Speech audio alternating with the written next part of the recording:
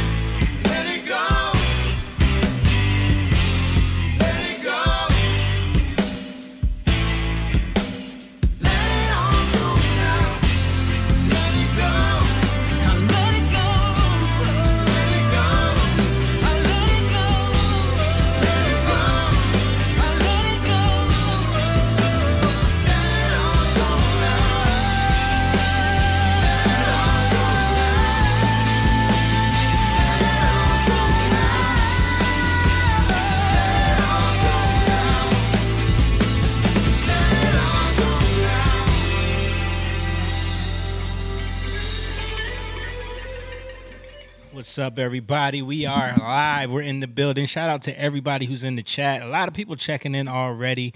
I gotta shout this one comment out by our girl Lena. She said this podcast is not only informative, it's also the most peaceful couple hours of my week. Good evening, guys. That's right. You're here. You're watching Young Lion TV. Let's go. Young lion, everywhere I look, they're dying. Everywhere I look, they're dying. Young lion, everywhere I look, they're dying. Everywhere I look, they're dying. Young lion, won't you get up and start fighting? Everywhere I look, they're hiding. Young lion.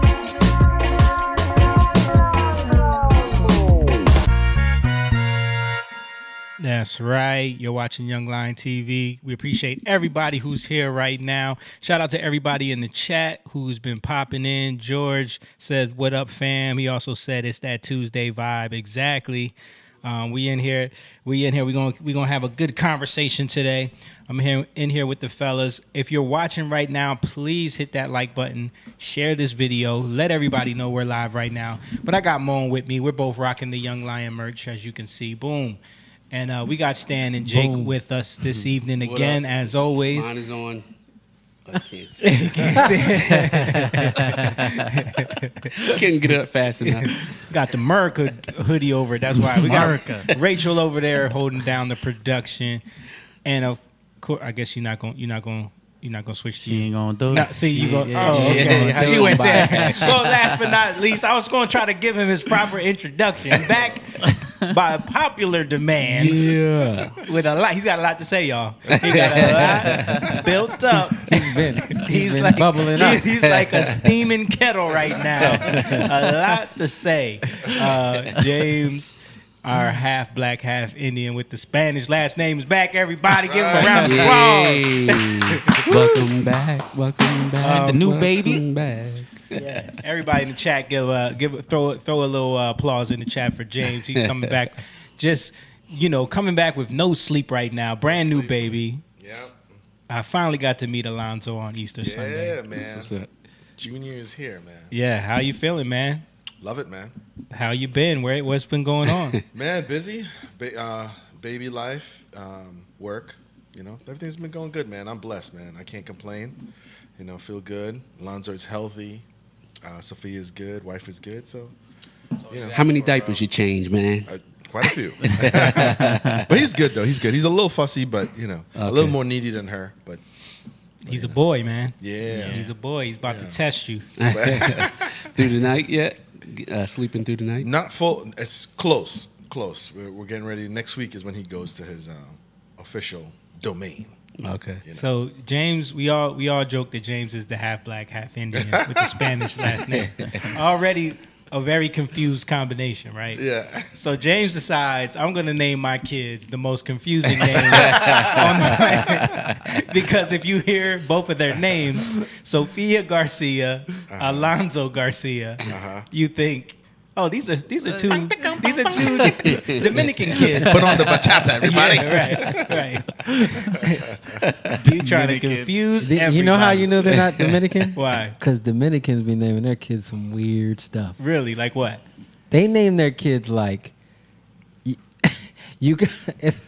they name their. It's kind of like, you know how you see like April, but it'd be like AEPP. Oh, so they're black. so they do the black. They do it in that way. They're the black. They're the black Latinos. Like, did you guys ever watch The Heights? Nah, I've never watched. Okay, so I watched it because I was bored on the cruise ship. Oh, okay. Right. And I was like, let me see what this is. So It's a musical, right? I don't know what it is. In the Heights? So You talking about In the ki- Heights? Yeah, did I say The Heights, or it's The Heights or In the Heights? Oh, the musical. Yeah, Yeah, I the seen musical. that. I actually watched Okay. that on. So the main dude in it, his name is what? I don't, bro. I saw it a long time ago. I don't know. His name is, I don't know how he said it. The dude, when he came over to America, he saw U.S. Navy. So I'm gonna name my son that. So he named names his his son son U.S. Navy. Usnavi. Usnavi. Usnavi. And I think it's a joke because Dominicans do that all the time. Like they take something and they Dominicanize it. Yo, That's is only crazy. that's only a Dominican thing. Y'all hear that? Crazy. Like, Hilarious, man. It's clipping. I think it might be just on our. Yeah, I think it's when we all laugh in there. Yeah, I think it might just be the output. Don't Spanish people like they want to keep their like maiden name all the time, or they'll have like 3 last names. Certain, yeah. They do certain. that all the time. Yeah. It's about keeping the lineage, right? Yeah. Yeah. Nina would have had that. I think she was she telling you that? Yeah, Yeah. yeah. Shout out to Mom. She's checking in. Mom, you know where Mom is right now? Where is she? She is with Liz at Adelphia's. yeah, that's Yeah. They are at Adelphia's, Electric bro. Blue, Snake Pants. No, you know they're watching. They actually went to go check out Gardo's band is playing there tonight. Oh, okay. So they went to go check out Gardo. Is it still Sin? I think it's a Centrone? different band now. It's not Centrone anymore. It's something It else. is. I think he plays a Santana tribute Oh, okay. type thing. That's cool. She said Edgardo's family is here. So many people I haven't seen in years. She said there's hardly anyone here. Is it their first Talking show? trash.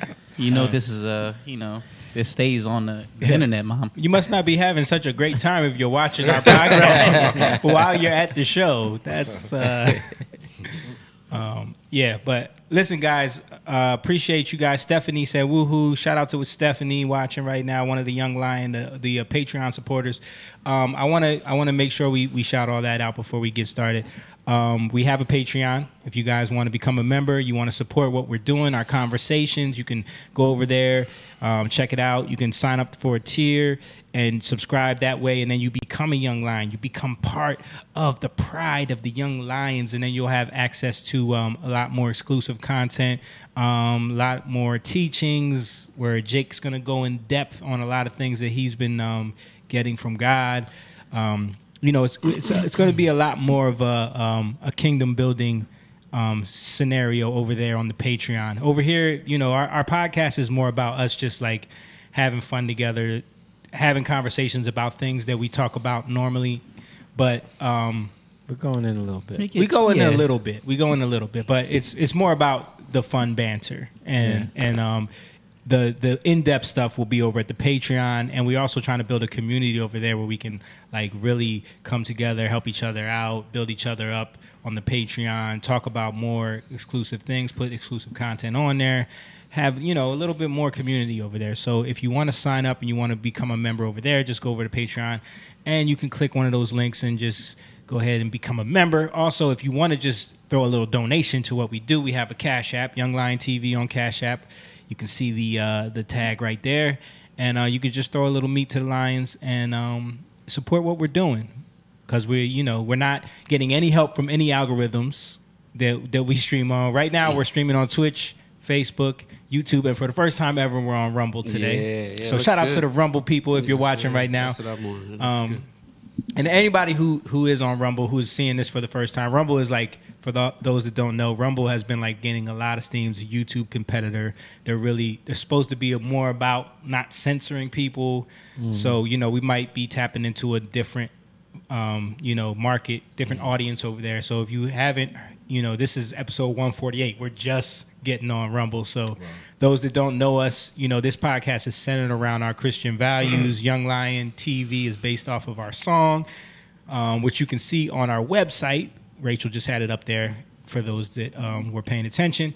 Young Lion is based off of Ezekiel 19. It's on the shirt there. It's on the shirt right here. Boom. Where you can get our merch and everything.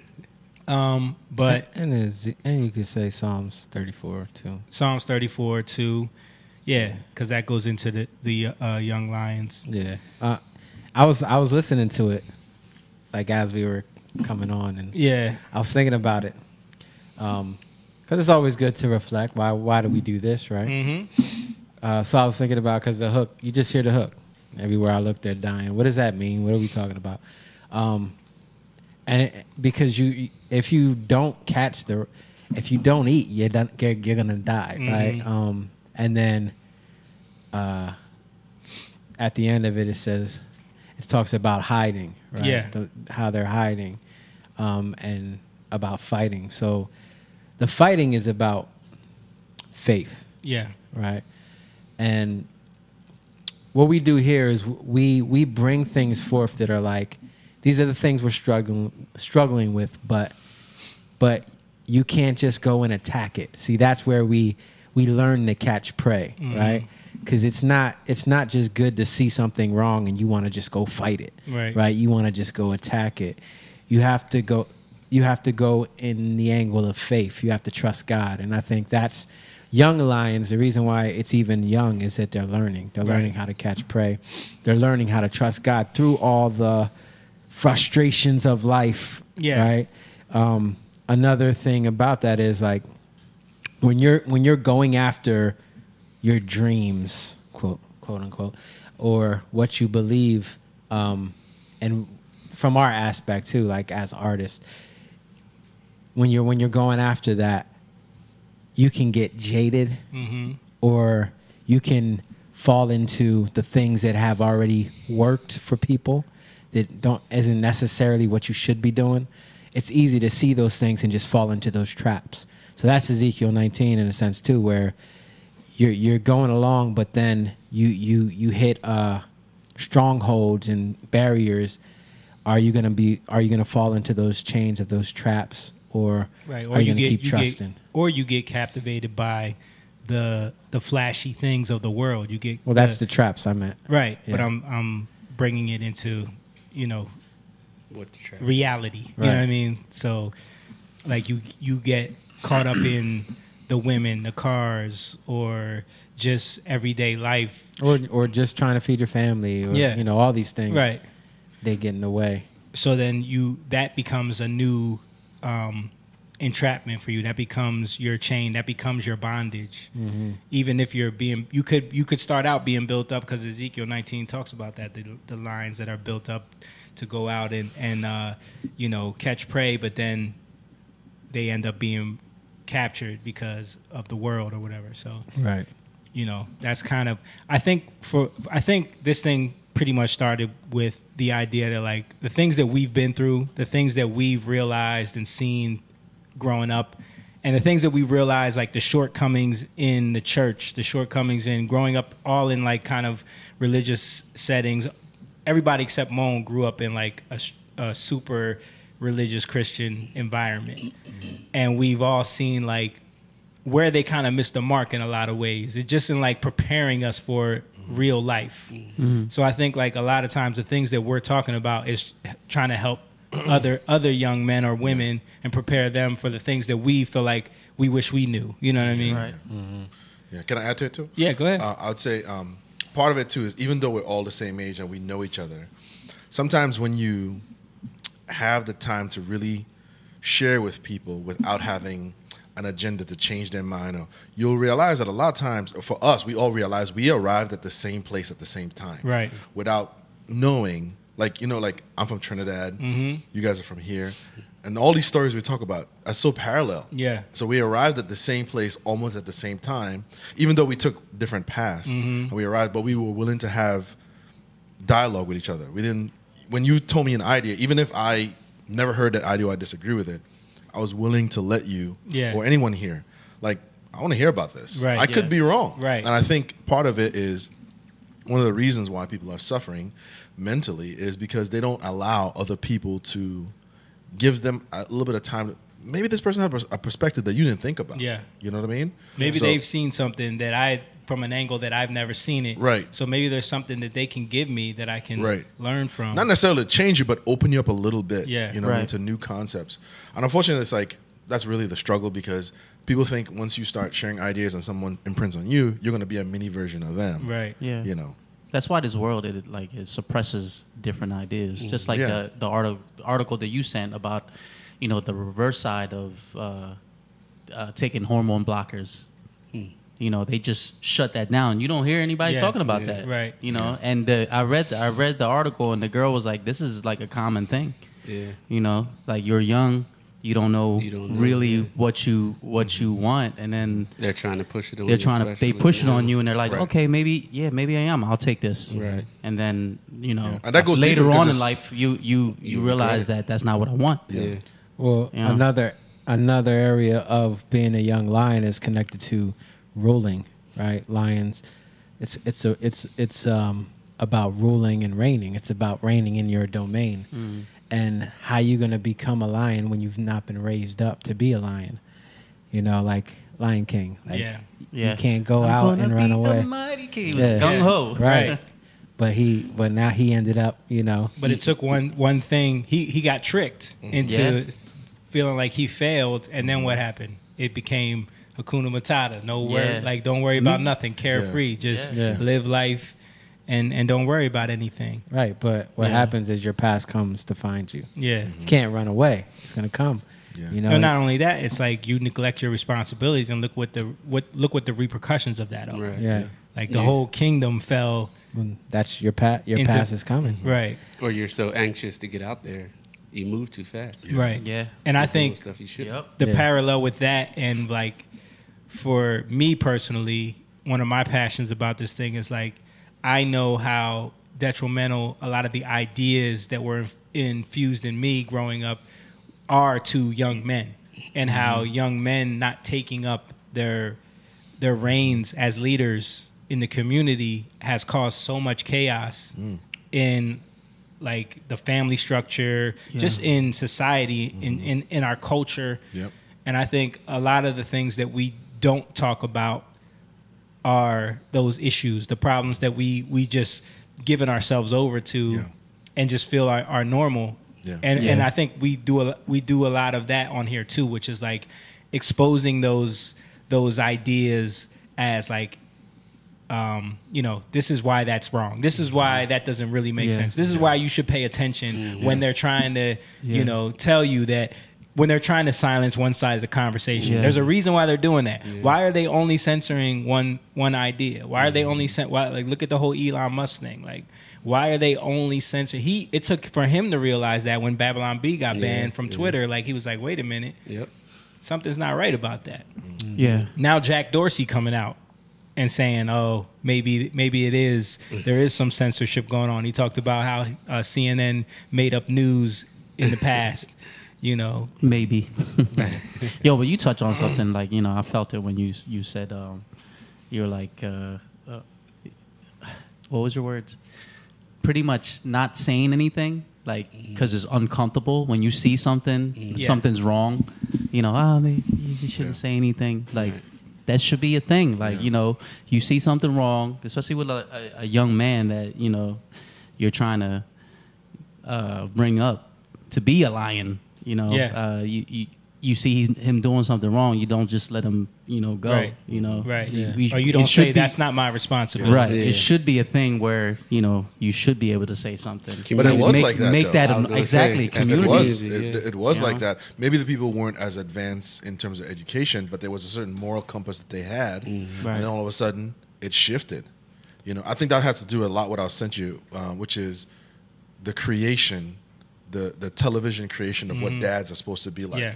It imprinted on a lot of people. Yeah. So Right. And if you notice, like, that's why we're always going so hard against that stuff. That's why we're Right. always clowning that stuff, because I think we don't realize as a society how those ideas attach it themselves penetrated. to us. yeah, and then it became a Yeah. thing. Yeah, like our childhood, because you sent me those Frank Zappa videos, and he's going into. It's so funny because like all the stuff that we talk about now, he was talking about back then. Yeah. But no one cared. He was talking about like the television and how Al Bundy is a horrible. Oh wow! I was just about to say Love and Marriage. Yeah, but he was talking about how like that idea of the idiot husband is so This is in detrimental the to 80s. society. He was talking about this.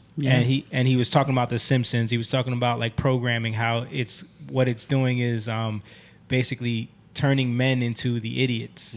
And so that they can't be, so families are being dismantled. You know what I mean? He's talking Yeah, about they this back don't look then. up to him or anything. Right. Yeah. And now look where we're at now, the repercussions of that, which is, 30 years later. Because people were afraid to challenge, because the idea of challenging that would make you automatically defer to being sexist, Right. Because if you disagree with that, then that would mean that you Yes. wouldn't want a woman to be in charge, and you're like, I'm not saying that at all, Right. Right. And because people were afraid of being seen like a bigot or a sexist, they wouldn't challenge these ideas at all, and they kind of veered away from that, and men poured themselves into sports and Yeah. other statistics. That's why you can talk to most guys and they'll give you numbers from 1987 about when some guy ran, Right. but they don't know what's happening Right. right now. I used to You know be what on that. Yeah. I mean, But that's a that's- huge When stronghold. things don't matter. Yeah. Or those things don't Distraction, man. Yeah, we pull back because, like what Mo was saying, you have to, like, if you see these things, that's what community is about. Like, you hold each other accountable. You know, Yeah. look, I see you're dealing with this. You got to have those hard conversations. You Right. know, like, are you, like, even if there might not be something wrong, like, you know, you talk to, how you doing? I see this. Are you good? You Yeah. know, and then you get a clearer aspect of what's going on, and you work things out. Also, like, I see this with coaching, coaching soccer, because you're having people that are giving you their kids, right? So but they have to, and some people, it's hard for them to give up their kids, right? It's hard for them to say, okay, you do, but you got, as a coach, it's hard for them to say, do what you need to do, right? They're like sitting there, like looking at you, Right, you know, making right. sure you don't cross a boundary that, but then it's like, so you got to set boundaries, right? Because they have already preconceived boundaries, right? So I think, like, understanding a realm in which you work, right, is key. And I don't think we understand that in this day and age. Like, we don't understand the realms in which we work. That's even connected to, like, kingdom and, you know. Yeah, well, I think, you know, just in a more basic, fundamental sense, we don't understand roles. We don't understand roles. We don't Right. understand. Yeah. Yeah. We don't understand what a teacher's supposed to be. We don't understand what a coach is supposed Well, to be. yeah, We right. don't Or understand even a what, mom and dad, bro. Like, Yeah. Oh, just yeah. something, a man and a woman. It's Yeah. like all confusing now. But You're it's right. been designed to, Yeah. to do that. Yeah. You know? Yeah. Right. And then we overstep boundaries that we shouldn't step. Like, my job as a coach is to teach these kids how to play soccer. Yeah. Within that, there's discipline, right? If they don't do the things that I need them to do so that they can learn, that's where the discipline comes in. Same thing with teachers, you know, and that's what so that's the domain I have, and you have to give me access as a parent, right? And when you lay that out beforehand, it's clear. Yeah.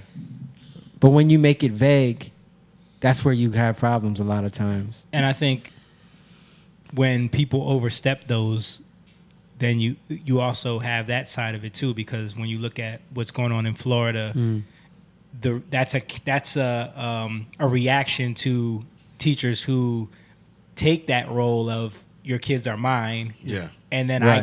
I get to indoctrinate It's two them. worlds. You know what I'm saying? Yeah. So Two there- worlds, there's, yeah. Or even the thing with the coaching, because I think for some, I don't know if you guys remember this, but like it was probably like in the late 90s, 2000s when the videos of the coach bullying a kid, Yeah. or it would be like a grainy video of him yelling, cursing at them. Yeah. So then that became like the poster child of, you got to be this loving coach. You can't scream. Someone did a parallel of the army and the training, and it was Drill in the, sergeant. yeah, drill sergeant. It was in the 70s, Yeah. and they were making them do the toughest stuff. And in the new, it was a parody, of course. So in the parodied version, he's helping them.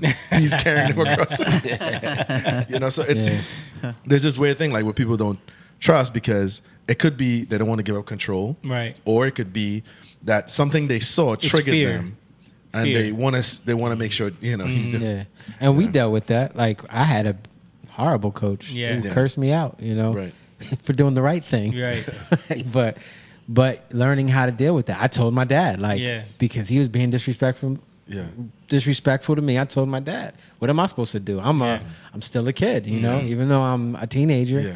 So, and this is not familiar. You're hearing someone talk to you like that. You're like, wait, this doesn't sound right. yeah. Well, it was familiar for us because our dad used to curse us. All out, right. too. Let's go somewhere with that.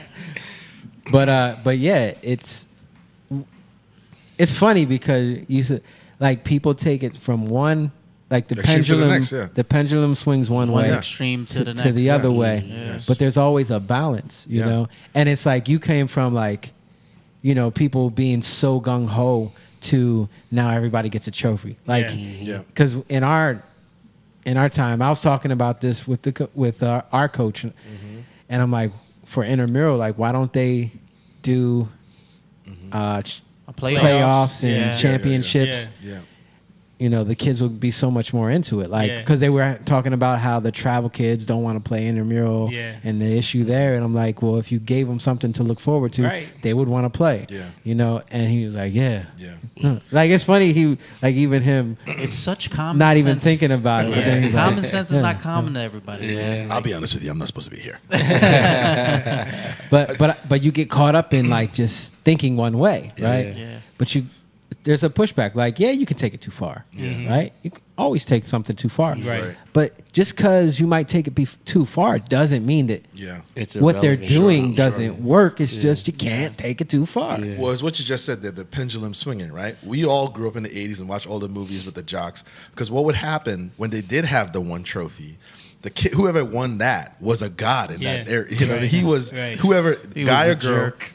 was a god in the Right. area. Everybody worshipped him. We saw plenty of movies, Revenge of the Nerds, all the movies from the 80s. The jock, he was like, But don't you think that was also a part of Programming? The programming, Yeah, of course. to emasculate of course. men in a way. Yeah. Because it makes you hate that guy. Yeah. Yeah. Who wants to be that guy? That's just. But think about it, like how there, and some of those guys did exist in school, but that Yeah. wasn't everybody. No. No, of course no. not. That wasn't Majority of people are cool. Yeah. Right. But again, those are caricatures. You know what I mean? Yeah. Like they're But they stick, though. Yeah, they do. they stick Yeah. in terms of how we view the world. If that's how Yeah. we're always looking through that lens, Yeah. you know. Right. So, yeah, we're. I think it's cool too. I was thinking about this, like movies back then, and how, because I saw something with Rocky, Sylvester Stallone, and he was talking about how Rocky probably wouldn't work the way it was now. Yeah. Yeah. Because there's more like the series and stuff. They're drawn out, and it's better too Yeah. because you can really dig into Go in characters, depth, right? Character arcs. Yeah. Right. So movies, you gotta like hit it and quit it. You Yeah. know, you're not gonna go in deep. Sometimes you can, you can explore the character more if it's like a 1, 2, 3, 4, 5. But like with Rocky, but how it started, like it wouldn't have been enough. Yeah. You know. And that's what happened in the 80s. You had these really just very polarized characters. Yeah. Yeah. You know. And Yeah. you're seeing that though play out in our society, like just these polarized ideas of people, which you see, they're the ones that get the most looks, right? Yeah. Like, I went into a Trader Joe's. You go into Trader Joe's, it's a whole nother world. Like, I went to Trader Joe's the first time ever, like 2 weeks ago. Oh, Yeah. God. Shaniqua is going It's crazy. not right even now. all that. You went to the one on 73? Yeah. It ain't even all that. it's I was not. like, It's what not. is all the hype It's not. about? Right. This, But- this is literally a pretend Baby, hipster market. I don't know these two Listen. men right here. I think it's all right. my point, We Jamie, gonna get in trouble. is it's not about what was in there. It's about the people that Yeah, went in there. right. Like I saw a dude with like a multicolored flannel and weird looking shoes. Dude had on the weird, really weird looking like Right. space wet Kanye, the Yeezys. Yeah. Right. You know the ones I'm talking about? No. They're With like the high boots They look one? like slippers. They're not even I don't know. they're not even shoes. I'm not You got to take pictures of these things so we can reference. And I'm then, still like, wearing Tim's. like Yeah. the like I'm gay, like with the hair and the suspenders Whoa, and whoa, whoa, and the Jake, watch. whoa. No, I'm saying like you are announcing to the broadcasting, world. yeah. It's peacocking. Like Right. yeah. What I'm trying to say is like you get the extremes. Like Yeah. you go there, you see the extremes, right? It's, Shaniqua's Are gonna those be. the yeah, ones? those are it. Yep, that's it Wow. right there. Those are ugly as heck. Wow. What the So, hell are they? wait They a look minute. like freaking So those a are meteorite. no. You know what those look like?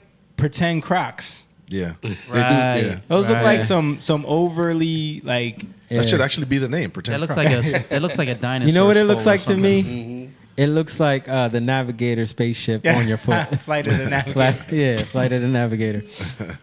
Wow. But so you get these caricatures, and then we start to play into those caricatures. See, and the difference is when I'm in there, I didn't pay attention to none of that.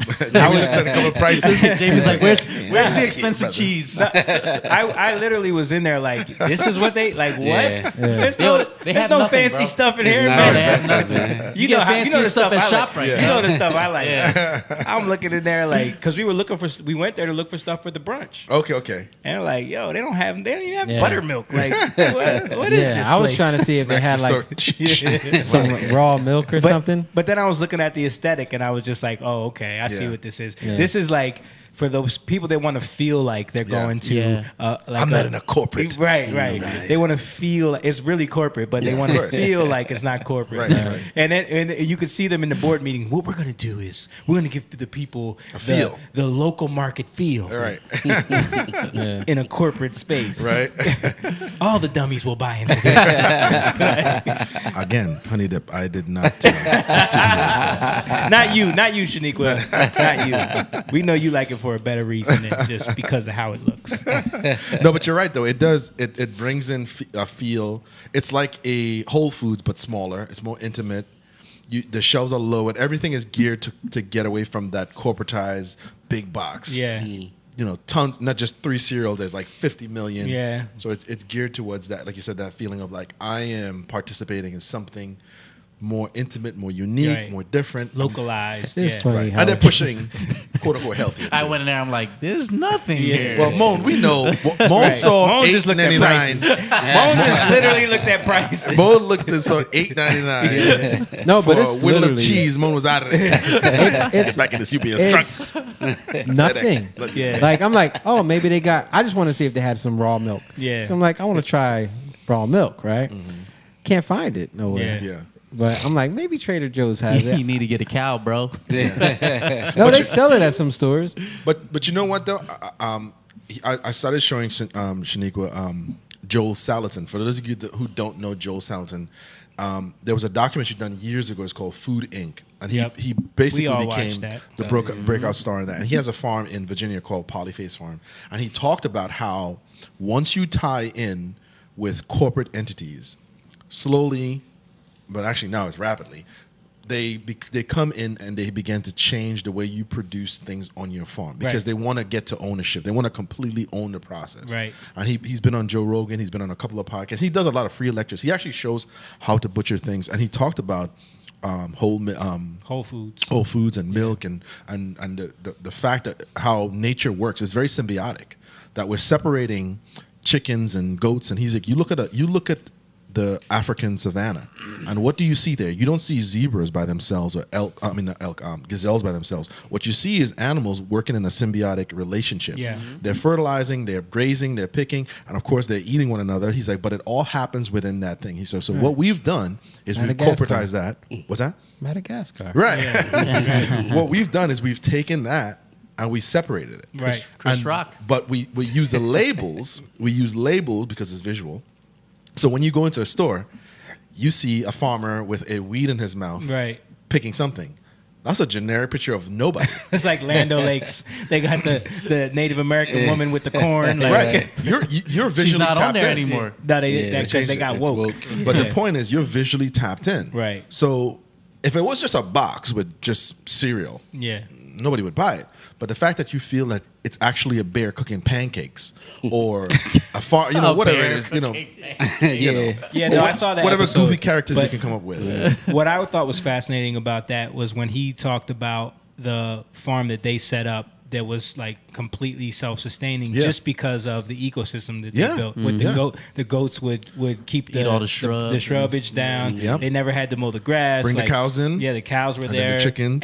Everything had its place. then the Well, that's pigs. what he said. That's how it started. Was like they started with one animal and then they needed this animal helps that animal, and then you bring in another one because then that handles this, and then next thing you know, you got a whole ecosystem there. Right. You know, and that's the way things are meant to be Right. ran.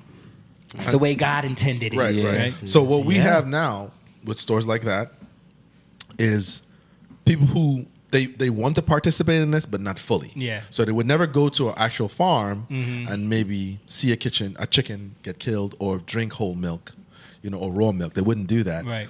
But this is good enough for them. Right. You know what I mean? So they'll participate there. Show me some pretend barrels Right. in the middle of the That's aisle. what it is. It's meant to make you feel like that. Right, you know? right. That's what I saw. I walked in there. I was like, "Where is this Joe? I want to have a conversation. Where is he? Right. What is he trading? He is a trader. I do Pretty like hard this stuff traders. though. Their snacks are pretty good. Speaking of Joe, what's going on with our favorite Joe? Oh, good transition. Oh, yeah. What's Are going on we with our ready to favorite go Joe? there yet? You have anything Any this week? comments on Yeah, it? of course I do. Oh, there's plenty. Let Just, me Stands over there waiting. read some That's comments. the worst, man. Stephanie said, I can't get a lot of foods that I can't get outside of Hawaii. Oh, yeah, I know that's probably hard. Tiffany said, love you guys. Stay blessed. Hope you all have a blessed night. Thank you, Tiff. Thank you, Tiff. Love you. My daughter's favorite movie is Lion King. Now she loves Encanto. Oh, They all love Encanto. shout out to Emma. He said, hello, guys. What's up, Emma? What up, bro? Another young lion, Patreon supporter right there. So going into what's new with good old Uncle Joe. So I don't know if you guys were made aware of this, but did you guys see at the speech when Joe Biden he found someone in the crowd to shake hands with? Yes. Did you see this No, I didn't clip? see Someone. I'm gonna bring this up. Real It's the quick. ghost Rachel. from the movie Ghost. I am not locked This into is Twitter. this is Joe Biden. Someone. I'm gonna bring this up. It's the ghost Rachel. from the Is movie Echo Ghost. delay. Where is that coming from? That might be coming from one of the one of other your channels. windows up. Yep. Hold on, let me fix that.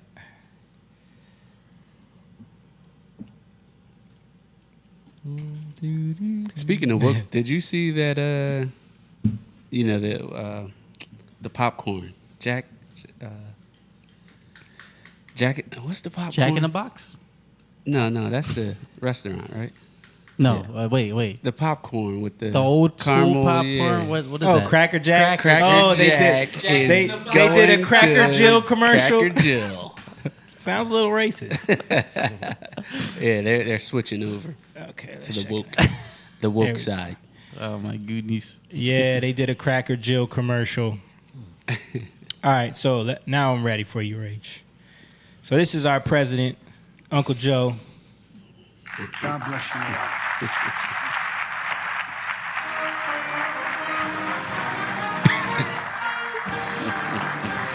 I feel bad laughing at him. And then he's like lost. He doesn't know which way to go.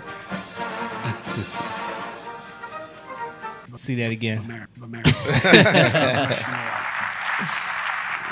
Somebody's here. He's like, Yep. all right, All shake right. your hand there, buddy. All right. Okay, How am I about you going back this way? Am I going this way? Am I going that way? Which way do I go? And then the music makes it more funny. Was that real? Somebody added that in. No, that's real. They really play that like at the end of the speech or whatever. So the funny thing about that, first of all, thoughts on Joe Biden deteriorating It's a shame. before our eyes? It's a shame, man. Yeah, I saw. Do you have a clip of him, the Easter Bunny? Oh, that's coming. coming. Yeah. That's coming. Yeah. That's coming. Before we go to that, I have to show you how the fact checkers tried to jump all over this before, it got too out of control because everyone was tweeting that clip. Like, what the heck is he doing? So this fact check says, no, Biden did not shake hands with thin air. He wasn't confused. Don't believe your eyes. They make it worse because they say it. Yeah, exactly. Like they put Because they're it trying out to get there. ahead of it. That's what they do. And all of the fact checkers came out trying to like throw that out there. No, he wasn't confused. He wasn't shaking hands with thin air. They make all these like assumptions and Yeah. excuses. They have no idea what he was doing, but they are assuming it in the fact check. Yeah, Yeah. everybody knows that fact checkers make no damn sense. Yeah. Yeah. And I heard that if you look at it from a different angle, it doesn't look as bad. Really? Yeah. Well, I mean, and- I didn't see other camera angles. That's the only angle I see. Like they're like, oh, check it out from another angle. I mean, he's 78 years old. Where's the What do you angles at? expect? Yeah. Yeah, he's. I don't know. I've seen some 70-something-year-old people they got it together, man. Listen, we talk about the dude in Trinidad that was 98. No, I know, but I'm saying, like, to me, should a president be that old? Or should someone That's be, how old Donald Trump is. you know, Bernie, 78? Bernie Sanders. He's a little younger, He's a- right? Bernie's he's older. What, like 76? Yeah, he's a Nah, few years. He's younger. a few years, right? Ain't he? Like, He's a little bit younger. Yeah, he's not that far behind. But I know Bernie is older. Wow. You know what I mean? Yeah, Is that like 75. 75? Trump 75. Yeah. Wow. Yeah. Yeah. I mean, 3 years. Yeah. yeah. I'm sure he probably gets like the best I medical. think, But yeah. that dude. As long as you're not deteriorating like he is, like Yeah. you should be good. Like, Yeah. Yeah. I mean, He was never good, even when he was young. But there's a huge I mean, change coherent. from. Yeah, yeah, exactly. he was terrible as a politician, Right. but he Terrible. could speak At and he least- knew what he was talking about. Like it's so blatant now, and it's terrible because they go so hard trying to cover up for all this Yeah. nonsense, Yeah. and they think people are really dumb. and don't see it. They think people are really dumb. There's a reason why his approval rating is so horrible. Yeah. There's a reason why like everyone's trying to abandon ship on him Yeah. running again and all this stuff because it's like, yo, Oh, he was supposed to run again? yeah. Well, yeah, they didn't confirm it, but Dude, you come know, on. it's The incumbent usually always runs again. That's the party doesn't usually even put anyone else up for a primary because they expect the incumbent to run. You know, so and they can't Right. pivot to Kamala Kamala's approval rating is so low. lower than That was another thing. Did you see the article where they rank like the top like 10 people to run for Democrats? Joe Biden was number 1. Number 2 was Pete Buttigieg. yeah, it's scary. Yeah. That was like it was a low percentage though. Yeah. And I then, think Kamala Elizabeth was like, Warren was in yeah, there. Elizabeth Warren was in there. think about this, guys. I'm just throwing this out there to yeah, y'all. go ahead. What do y'all think about like I've been, because just how everything seems to be accelerating so quickly in terms of like what they're doing I'm talking about the left in power, how quickly they're trying to turn over things, right? Do you think like people who are narcissists, right? Or people who are very selfish, if they get an ounce of appreciation or an ounce of, you know how they say you get an inch, you take a mile type thing. Yeah. Like, do you think that's what's going on with a lot of this? Because it's almost like they feel like they get a win, but then they're like, okay, we got to go for the whole thing. Like, and they do it so quickly, and then people are looking around like, what the hell? You know what I mean? Like I'm saying, are they that? That's what narcissism is, right? I'm trying you- to follow what you're saying. think What I'm trying to say is that are they so delusional that when they get like any bit of like agreement, like, okay, we like this. they or take like it this. to another level that makes no sense, but to them it does because they're already delusional, Since they agree with me on the little thing. Yeah. or Let just me- because Let me just do they this. said they shook like it's like you're saying something and somebody's shaking their head and they're like, okay, they agree with me fully. All right, I can take everything you got now because Yeah, you shook 'cause your you head. shook You your get what head, I'm yeah. saying? Like, Yeah. I feel like there's something with that. Well, And I mean, I think for you to be that level of politician in this day and age, you have to be completely delusional and narcissistic in a lot of ways. Like you have to. yeah, not just politician. I mean, that's why I said the left in general because, when I say the left, I mean like Extreme. I'm saying extremes because people in terms of like LGBT, like where they're like going hard, you know, not all, but they're going hard. Like we got to do more. We got to, you know, and it's just like, oh, We're coming for your children videos. And right, stuff right, that. like, Yeah. and they can't understand parameters because it's not in them as a narcissist. Like you can't really gauge that. Well, I think you see that with, and we were going to talk about the libs of TikTok thing being, doxxed. I think you see that a lot of the videos that she posts, because we know it's a she now from the doxing, a lot of the videos that she posts are putting on display the narcissism. And that's what I think, like, people get so bent out of shape for it, because of course she picks the cringiest stuff from TikTok and posts that, and we see it firsthand because she's specifically, curating the cringiest things. But the things that she's finding are people that expect you to bend your whole way of thinking to this crazy ideology of like, demon gender and like, what was the toy gender, toy self. Right. You know what I mean? Like Clown self. Like Yeah. these people really believe that they're teaching you how to understand who they are, and that we all need to, play a part in this. Yeah. Right. Go along with it. Yeah. It's weird, man. I think it's that, and I think it's planned too, to a certain extent, because John Kerry was, like, you're going to be surprised with how fast things go. Yeah. Like, there's a plan behind it too. Yeah. Once Yeah. they get in power. But what I'm saying is like, so it is one of the things about being a narcissist is that you can't gauge very good, like when you're winning. It's hard to explain, like, Because it's all about you. because it's all about you. So Yeah. you're so off in terms of gauging. You know what I mean? Where you get a little bit of something like that you think is even a win, but it's really not. So now you try to go further and further, or that like you have so much arrogance that you try to take more than you really should take, and then you justify it in your mind. Not realizing that you're going to get a huge pushback. Yeah. That's what I'm trying to say. Like, And then when you get pushed back, you become a victim all of a sudden. right. Yeah. But did you really even realize you were gonna? I don't even think people think through that far. You know what I mean? Yeah. I don't know. It's No responsibility. You just do. yeah. Yeah, maybe. It's a weird thing. All right, let me play this next clip of I think this was during the same speech before he shook hands with no one. This was one of the statements that went viral from old Joe talking about something from his past that wasn't true, like he always does. I've been on a lot of university campuses. Matter of fact, for 4 years, I was a full professor at the University of Pennsylvania. He's a full professor at the University of Pennsylvania. Just like he for 4 years. graduated. He graduated law school In the top of his class. Yep. Man. 23rd. Or Out of plagiarize, all these speeches.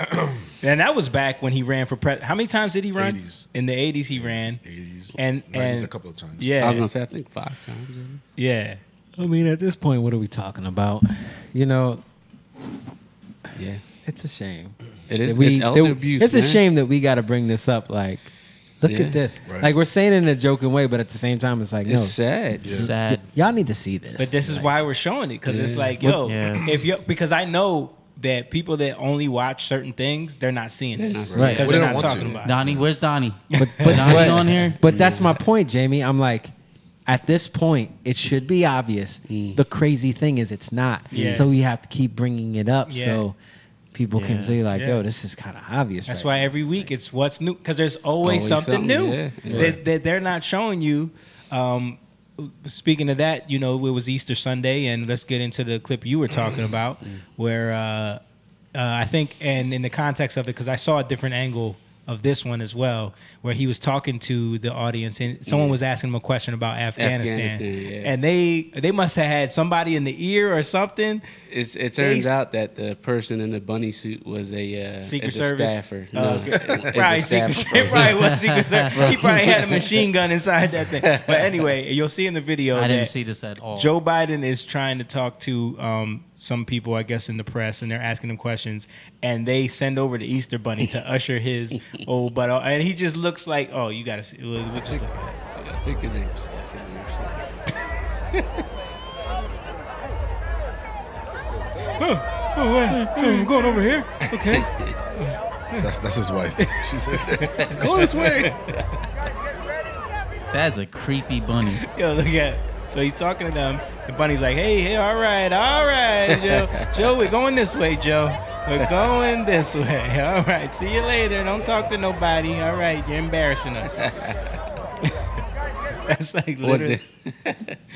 Is it story time after that where I think they read books after, and then Jill was like, "No, just stand here and read and wave." No, yeah, I got that video Okay. next. So it was something after that. I think it was during the end of it. Okay. And Jill, because everyone sees that Jill is constantly like, directing him, helping him through his things. So this clip went viral too because it's the same thing. And she tells him to wave because I guess he was just standing there looking stupid. Welcome to the South Lawn. Thank you and the bunny. happy Easter. All right. You see that? Wave. Welcome to the Let's South watch it Lawn. again. Thank you and happy Easter. All right. She's trying to say it without being caught, but the mics pick it up. Yeah. She's like, Because wave. he's about to turn Wave. around. Yeah. Wow. Yo, she's like his handler, bro. Yeah. Like literally his handler. That's why it's her fault. She should be saying, he can't handle it, man. Yo, she might be a Russian ass. You ever guys watch The Americans? You guys ever watch The Americans? The first season of that. Yeah. You see how deep they will have kids here and have them grow up as Americans, and they're really Russian assets. That's what Jill Biden might be Russian asset, Marvel. bro. Black Widow. Black Widow. Jill Scarlet. Biden might be a Russian asset. Look at what's going on over there in Ukraine right now, in Russia. You know what I'm saying? Yo, I wouldn't put it past them. What else we got? Okay, so moving on, same thing. We were just talking about the approval ratings. Even CNN is kind of like having to admit I want you to look. These how numbers crazy kind of it differ. is They right range from the low 30s to the low 40s. Low 40s is not good either. But what's key is the lowest are tied for the low for the pollster. Lowest tier. Lowest tier. This is 1 point off the lowest. Lowest tier. And when you have 3 or 4 pollsters showing the lowest numbers for the President of the United States, that is indicative of a president who's in a lot of trouble, at least to where he is standing historically. Well, let's talk about history here. How does President Biden, compare to former President Trump in this stage of the presidency? You know, there was always that thing, Donald Trump has the lowest approval rating at this point in his presidency. We did it over and over and over and over again. Well, at this point in his presidency, Donald Trump's numbers, actually his average approval rating is 1 point higher than Joe Biden's, which is at 41%, Donald Trump at 42%. A first-term president at this point in his presidency, this is the lowest. This is the lowest for anyone who is elected to the presidency and didn't get up there through the vice presidency. This is a really, really, really bad number. Dang. But this is the normal, This is to get us back to normal. Get us back to normal. Donald Trump is so terrible. That's why he got, what is it, 85 million votes? yeah. The most ever. Yeah, and I think, I honestly think that a lot of that happened because of the way they rigged it with mail-in voting. Mm-hmm. So that made it easier for people to just send in massive amounts of votes. That's why if you look at their numbers, like both of them are bragging about getting the most votes ever in history, but a lot of that has to do with the way the game was changed because of COVID. You know what I mean? People didn't have to go to the ballots and vote. They could just drop them in the mailbox. So that inflated the numbers a lot, Right. And But also adding numbers. Yeah, and it made it easy to do a lot of flim flam, Right. Hold up, Lena said Joe Biden reminds me of that episode of Dexter's Laboratory when Dexter got turned into grandpa. I never seen it, but that sounds funny. But it's funny to me that like they had to, like even they have to report on it because they know that this is something that they drilled in people's heads for 4 years. Approval ratings for Donald Trump, you know what I mean? Plus, what's happening is people like Jimmy Dore. Yeah. I can't remember the gentleman's name on Value Entertainment with Patrick Bet-David. Yeah. He switched. He was a liberal. Yep. Switched. These people who have almost been advocating for this, and now they see, and they've sort of switched sides, and they're bringing light to kind of what's happening. Yeah, Dave Like- Rubin is another one. Tim Pool is another Right, one. and- Like all these people are liberals. Right. Yeah. And they're addressing and they're pointing this out. Yeah. So CNN, MSNBC, places like this have no choice Yeah. Yeah. but to address it, because those little handles become juggernauts. And Right. because you could clearly see it now. And they know that a lot of the people, since they're familiar with them, they don't really care about Joe Rogan and those other conservatives like Tucker Carlson. But if you were once one Yeah. and you switched, a lot of times you're carrying a lot of people with you. Mm-hmm. It's like Sager and Oh yeah. Crystal and Sager. Yeah. Christian Sager. They left their channel. Mm-hmm. Their channel blew up because people tuned in for those too. Yeah. So what people are worried about from that standpoint is they're not so much worried about conservatives or Fox or anything like that. What they're worried about is the people who left them and took people with them. Mm-hmm. Yeah. And they're taking a certain audience because people are more inclined to listen to someone who had certain ideas like them. Maybe there was a falling out, maybe this is a disagreement, but now all of a sudden you have a platform and you're pointing out the stuff. Bill Maher's doing it now. Yeah. So what's happening is a lot of people who were staunch liberals, or maybe they were pro this, and they're pointing out the hypocrisy. If they do that before CNN and MSNBC, what does that make them look like? Yeah. So they have no choice but to come out and begrudgingly put this out like, we talked about it, fine, guys. Right, You know, right. but that's why they're doing it. Yeah. Look at his numbers. I think there's also like, especially with certain people like, Bill Maher. Like you're starting to see like, oh, maybe those ideas from my childhood, even Catholicism or these things, they made some sense. Yeah. Maybe Right. we do need some kind of boundaries and laws. I don't know Right. if Bill Maher has been that, but like Well, Joe Rogan is. Well, Yeah. what I'm saying is that he might not be thinking that all the way through, but he's definitely thinking like some of these conservative values Yeah. make sense, and that goes Right. back to Right. I'm saying the stuff that he came Right. up in. Right. Because of It's Jordan just- Peterson Yeah. really changing that perspective, because you don't hear licensed clinicians talking about this. Yeah. They don't even bring in religion at all. Right. So you hear one who is so polarizing sort of bringing this idea back, and he's like, well, maybe we had this wrong, Yeah. or maybe this is what it means for me. Yeah. And he's speaking about it from his standpoint. And then slowly but surely people are like, wait a minute, it's okay to have these feelings and question them, but listen to this guy. And then you have Joe Rogan, let him speak on it. So I think people are starting to realize that, hold on, I have to question certain things Yeah. because it's going too far, you know? Yeah, it's causing people to think through things more. Right. Definitely. Right. Especially Jimmy Dore. Jimmy Dore does that a lot. Jimmy Dore was a socialist. He was a Bernie guy. Yeah. Yeah. Big time. Yeah. And I think a lot of people who were like Bernie guys. Joe Rogan too. I was gonna say Joe Joe. Rogan, Yeah, he was a Bernie Crystal. guy. Crystal was a Bernie Bernie guy. A lot of them. Another one. What's his name? Dave Rubin. Yeah. They had these ideas that they had this idea that politics needed to be fixed by like these socialist programs that could come in and just make it fair for everybody. Right. And then once you start realizing how all of these systems Work. are designed, then you start realizing like, wait a minute, Right. none of that makes any sense Right. anymore. Yeah. Right. Yeah, Yeah. because it's too intrusive. Yeah. Yeah. Yeah. Speaking of that, I want to show this clip of Brian Stelter. Brian Can't Stelter, stand that guy. who is one of the best journalists on TV. I don't care what you say. The News best. anchors. Okay, he is- Did we ever play the one? He is one of the best. Okay, we're gonna play this one right now because I need you all guys to see. Brian Stelter brought on some Yale researchers who did a huge study. They did a huge study about the bias in news reporting, and he This brought dude's them. still trying to talk. Yeah, this The is all he bias does. in news. His entire show is just about why Fox News is bad. Like Yeah, his if you entire watch show the is a hypocrisy. Yeah. with like literally everything he working. has on his show is about himself. Right. His show is called Reliable Sources, and he's always clowning. His show is pointing the finger at you, and I Yeah. got three pointing back Right. at me. But that's the irony of what's about to happen now, because Right. this study was not just about Fox News, but he thinks it was just about Fox News. So he brings them on to talk about why Fox News is so bad, and then he gets a little bit of irony in the face. On live TV? Josh, Yep. you all call this partisan coverage filtering.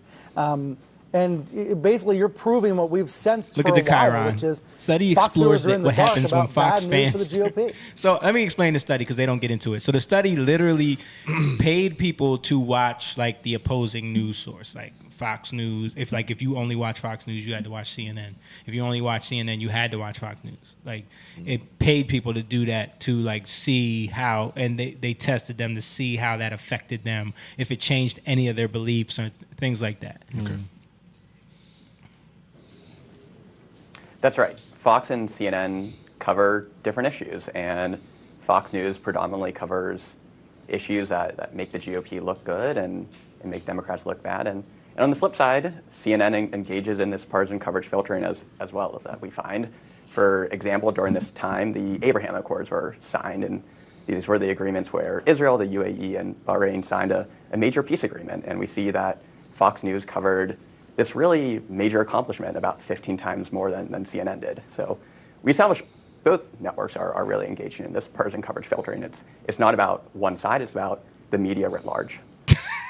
I think you're engaging Watch his reaction. in some both sidesism there, Josh. What does that mean? Sidesism? What is that a new term that they coined to stop people from making fair points? Both sides is Hold on, look at this guy. Look at this guy. Yeah. Both sidesism? I think you're engaging in a little bit of both sidesism there. That's You might want to check your privilege, buddy. journalism right there. Yeah, you're not supposed to talk about both sides now? Both sidesism? Have y'all heard this before? No, Nah, never. no. I think you're engaging in a little I both think he sides. just made that up on the spot. But he's saying it like you're not supposed to do that. You're only supposed to talk about Fox here, buddy. Well, that's the head. You know. Yeah. What? Let's keep it playing. Not trying to lay out a moral equivalency. It's not about what an objective standard is. It's really about how all networks do engage in this. And in order for viewers to get a realistic picture of the world, we need viewers to see all types of information. And unfortunately, what we find in this study is that the viewers don't want to engage in watching all sides. So as David mentioned, we see that viewers, we pay them for 4 weeks to watch CNN, but then after those payments stop, they go back to watching Fox News. So even though we try to incentivize viewers to watch both Fox and CNN, they don't want to engage in that hard work. They want to really just watch the side that makes them feel good. And this is why the media has such an important responsibility to cover both sides, to hold both parties accountable. First of all, like, why is that dude so weird? I was just gonna say he is a little nerd. it was almost like he wasn't trying to blink, or maybe Yeah, like he was literally like, like that is definitely the dude that you would expect to be doing a study about who watches Fox News and CNN more.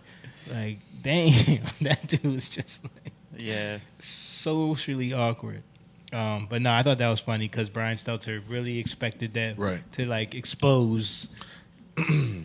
There's another video of Stelter being questioned by a student, and he just like he says, "Time for lunch." Yeah. Right. Yeah. Because he asked him that about, video. he asked him bias. The bias. Yeah. Right. And he gave a specific example where they a bunch of them. Yeah. And then he was just like, "Time for lunch." Let me ask this question: What did you guys watch when you were younger, in terms of news and information? Dude, I ain't watching no I ain't news. watch. news? I watched my Right. dad go to sleep watching news. News, NBC, bro. News was like boring. Right. I did not watch the news at all. No. I Growing watched up. The Simpsons. Nope. I think the first news I ever watched was The Daily Show. That's what. Yeah. You know what I mean? Yeah. Like, but Yeah, even that was like in my 20s. Like I Yeah, didn't yeah. before. I that, don't think most people. I mean, when they're younger, no. But I'm saying when you, let's say mid-20s and on. Yeah. Right. You know, Daily Show, whatever. Daily it is, Show. you know. Yeah, that was really all the news I Right. consumed. I know it's because it was satirical. Yeah. I never could sit down and watch CNN or Fox or whatever. I could never just sit down and watch that. What's that? Some noise from outside. Yeah. I don't even remember watching the news. Right. Why do you ask? Well, I think people follow what their household kind of gives Puts them a in front of blueprint. them? Yeah. Yeah. So if you're in a house that they watch Fox News, they watch, CNN, you're gonna kind of be tied into that. Mm-hmm. And I think because people are afraid to challenge one another, like and even in a social circle, like, let's use music for example. Mm-hmm. If you say you like country, people are going to country. Yeah, It's a right. response that I better not tell people I like this. Mm-hmm. Patrice O'Neal does a thing about this where he's like, I live in a certain neighborhood. He's like, but I love the Beatles. Mm-hmm. He's like, but I can't ride around. Blasting We people. all Yeah. live in the yellow stuff. He's like, I Right. love that song. Right. So I can't do it. I got to maintain this image Yeah. of not liking that kind of stuff because I got to rep. For social reasons. Right. Yeah. And he's really talking about he cares way too much about it. And I think that's what it is people, they're afraid that their friends, their circle, even though they may agree with this, may find out that they're switching teams. It's all sort of a team thing. Mm-hmm. And they find this out, and then it's like, you voted for that guy? Yeah. You like what he said? And then their relationships are in jeopardy, and they don't want to lose that. Well, that's definitely part of it. I mean, we talk about that all the time. The team factor is drilled into your head all the time. Right. Like that's one of the main tactics of the media. Yeah. The social media now. It's all about Right. like if you're not on this team, You're not on this team. you're an evil person. Right. And then it's how people phrase that. I can't believe, like, Yeah. when people talk to you, they're saying it in such a way. I'm disappointed in you. Right. Well, yeah, it's like when people say things to you that's coming from a position, they're almost like telling you to believe in this. Like we're not having a discussion anymore. You should be on board with this. And so what we see is the news kind of placating towards people's emotion, because I'm sure for whatever reason, that guy said what he said, but you can see even when he answers it, he kind of like, he doesn't push back hard enough. He's just kind of like, yeah, well, we found this and this and this, but he's not going into like the real thing, like why they love Fox News or why, you know what I mean? Yeah, I think that guy in particular was just like, I'm just here to lay out the facts of this study. Right. I'm not going to make any inferences. And Right. But there was a time when it was like when you look at news in the 80s, like when they had those like little panels, they would get into it. They would talk about like, well, I mean, it got a little ridiculous. Yeah. But they would kind of like challenge each other. I think it became very uncomfortable for people to disagree, Yeah, I agree. I think we've developed a culture in here where you can't have a disagreement. If we disagree on anything, that means we can't even be friends. We can't be friends. We can't we can't be around each other. Yeah. Yeah. You see that on social media. It's like if you post something that people don't agree with. Tell me this ain't real, yo. Yeah, right. Yeah. Yeah. Unfriend. Like people did it say with that Trump all when the Trump time. won. He was like, Yeah. if you voted for this clown, Yeah, right. delete me. Just delete me. I don't think most people care Care about what? about issues either way. Like most people just want to be left alone. They care what they're told to care about, I think. Well, I mean, most people just. I don't think people really care. Yeah. I think people I don't just think they really act care. like they care, Yeah. but most people just want to be left alone. They just want to be. They want to Go on have about what their they want to life. have. Yeah. But then when you tell them what you did, then they want you on their side. Like, Yeah. they want to be left alone. But if you did something that I approve of, then we can't be friends. Yeah. 'Cause Yeah, or if you just do something that offends them, like in any way. Like I went to the supermarket today with all my kids, and it was funny. There was this very hipster, after I went to Trader Joe's and found nothing, I went to Yeah. Wegmans. Where more hipsters go. And there was a hipster couple in there, Mm-hmm. and I think she was like going to get a cart, and like she was in back of my kids, and Lucas stopped to show Layla something, and like got in her way, and she's like Yeah. she shakes her head all mad, and I'm like just looking at her like, They're it's so kids. funny because they don't even like. For her, it's probably like she doesn't even understand. There's no Yeah. patience whatsoever. Right. Right. You're And in my way. You're in my way, and you're in my way of what I'm doing. So Yeah. like you can just that quickly. Like, but then if you give her a scenario, she'll probably have it all worked Yeah, out how right. great of a person she is. Yeah, You and know what I mean? how patient and tolerant she is Right. of all people and all things. Right, because I guarantee you, I ask her about us, she'll have it all worked Right. out. But when you get into those situations, like you really see how people are. You know, you see like it's funny, just like going across the street, like you have. Like it's always the old people that like they ain't stopping. Yeah. like I'm talking Yo, about. old You're coming out people of never stop, You're coming yo. out of a supermarket or anything. But they want you to stop for them, though. But they want you to stop for them. But they like I ain't stopping. Yeah, Like, right. That's true. You know? I paid my dues. You know, run or- everybody over. right. I don't give a damn. or you got like the people who like you're gonna stop for them, but because you don't stop when they want you to stop, they're like, yeah, right. Yeah. you know, like they just go crazy, Yeah. you know, and it's just that selfishness that nobody really, or you can just be overly like, oh, are you okay? Yeah. You know, but But I think that There's a balance. selfishness. We just talked about the pendulum. yeah, I think right. that selfishness is something also that we have been ushered into. Yeah. You Yeah, know what I mean? Like definitely. just through social media, through TV again, like the idea.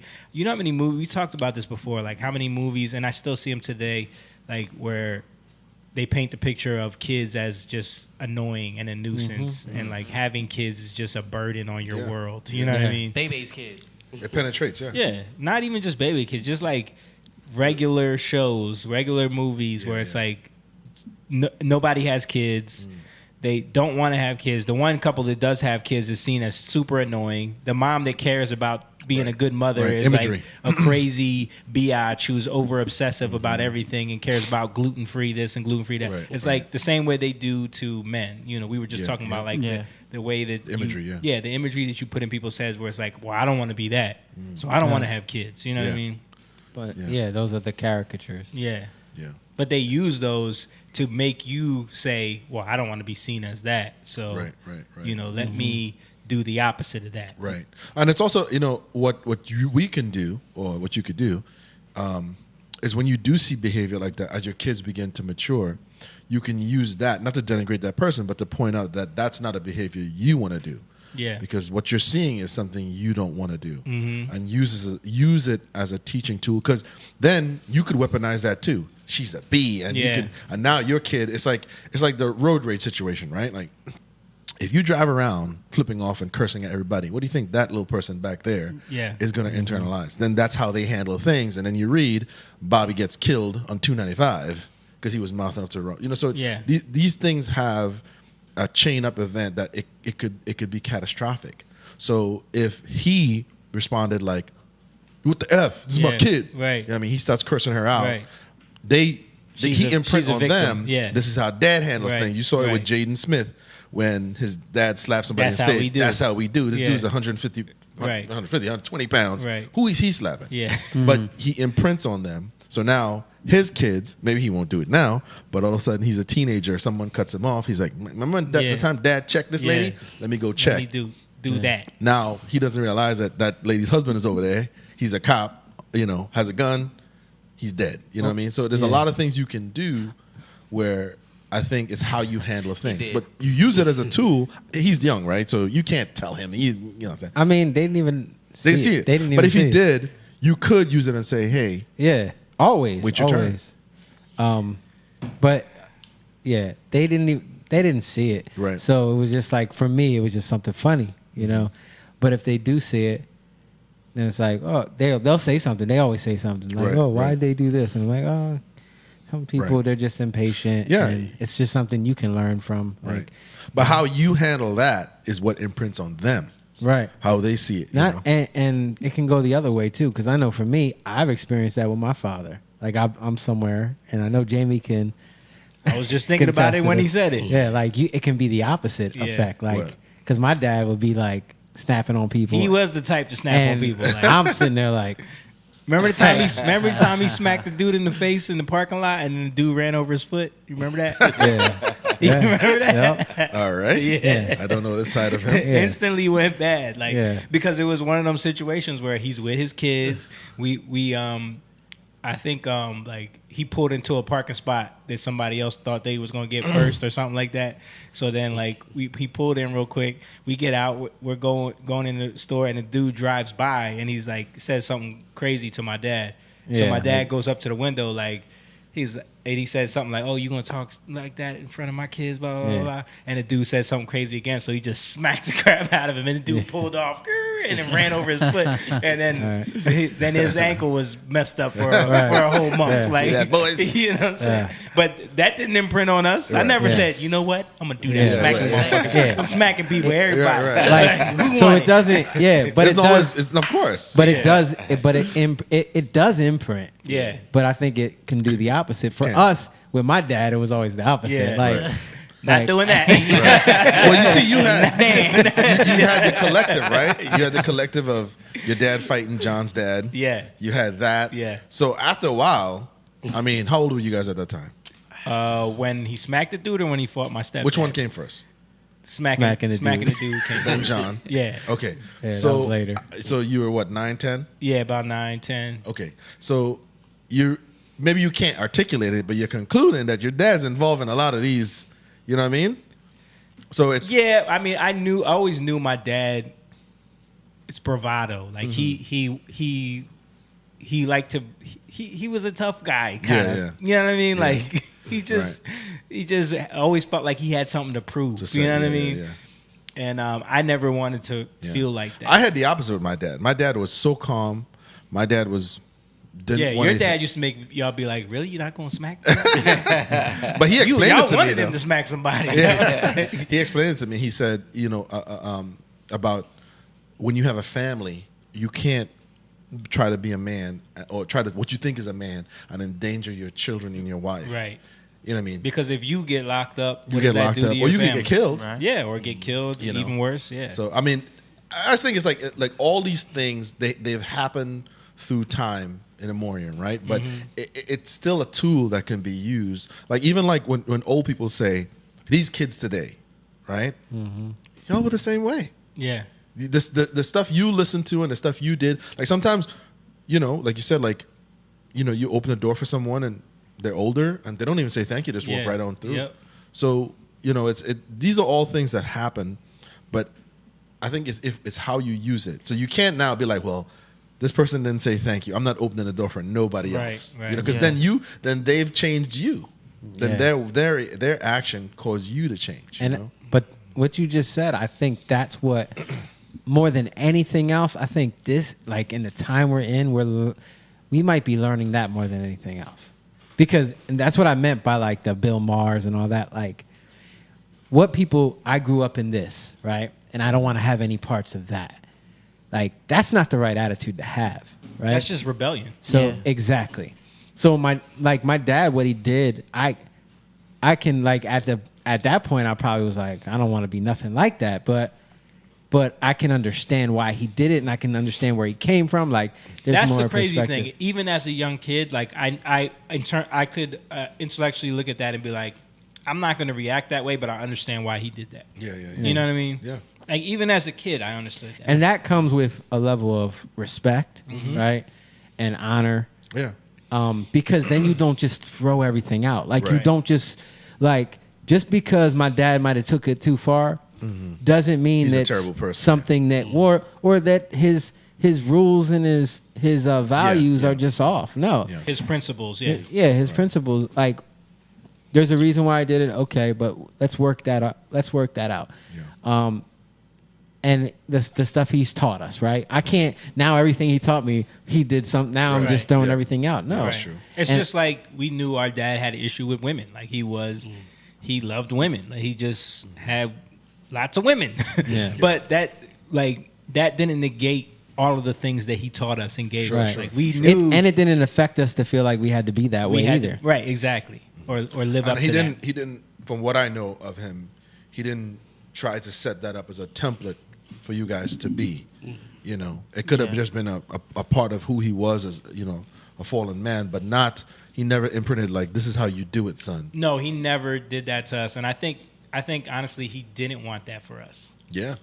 Because I remember when I met your sister, he said that to me like, "Yo, don't mess that up." You know what I mean?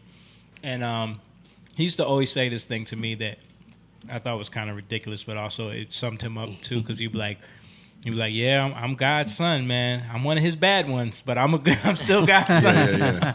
Like he used to say that all the time. Like, Yeah, and he used to say all the time, like, especially like towards the end of his life, like, I'm very happy with the wives you guys have chosen. Yeah. You know, like he used to bring that up a lot, and he like how proud of us he was and where we were and everything.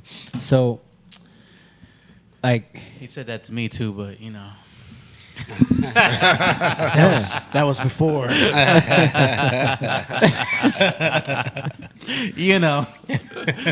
well, that I'm wasn't. proud of you, son. Well, he was. Wasn't all See, your I fault. think he was proud of you for what you did. Right. Proud of you for the Right. for the way you stepped up.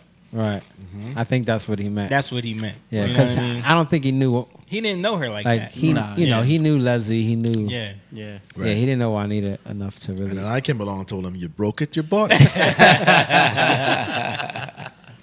But going back to, I really believe like people are starting to see like free don't mean free. Of course. You know what I mean? Of Like, course. Yeah. free Everything has a price. Yeah. don't mean free.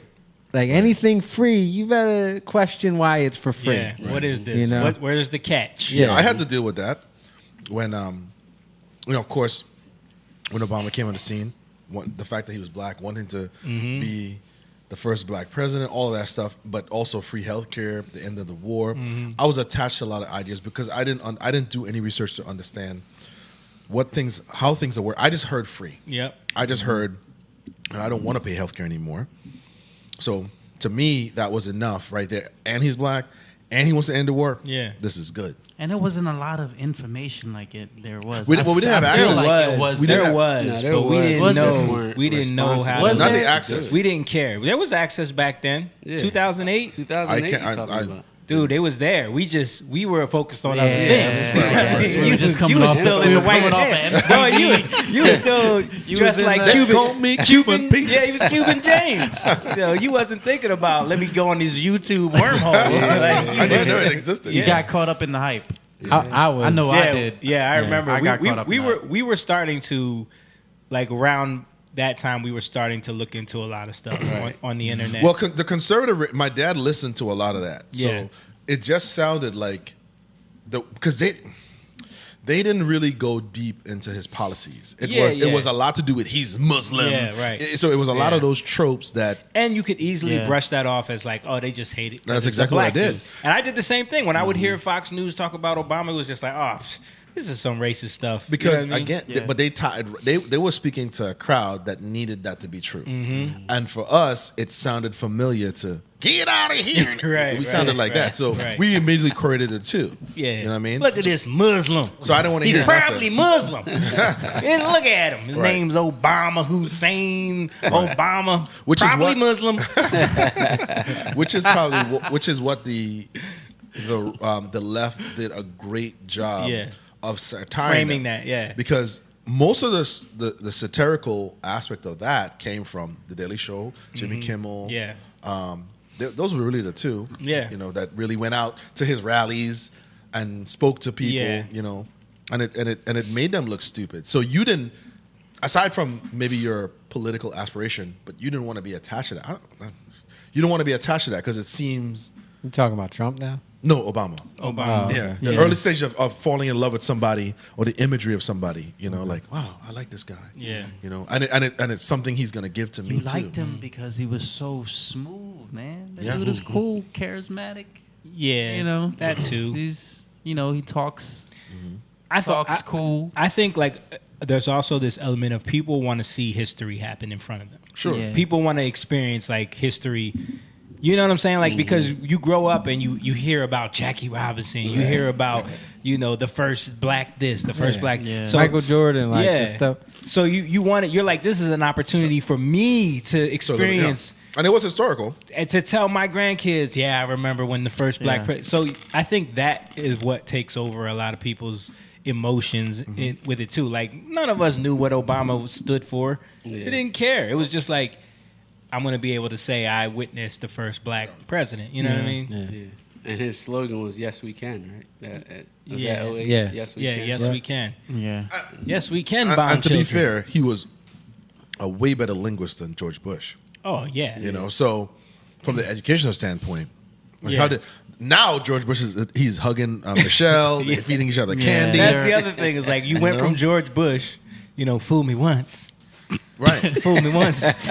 You can't fool me again. You know what I mean? Fool me twice. Shame on me. Shame on you. Fool me twice. Listen, that's nothing you compared can't, you can't to fool me anything again. that comes out of Biden. Joe Biden. Yeah. Hey, but then we had Trump.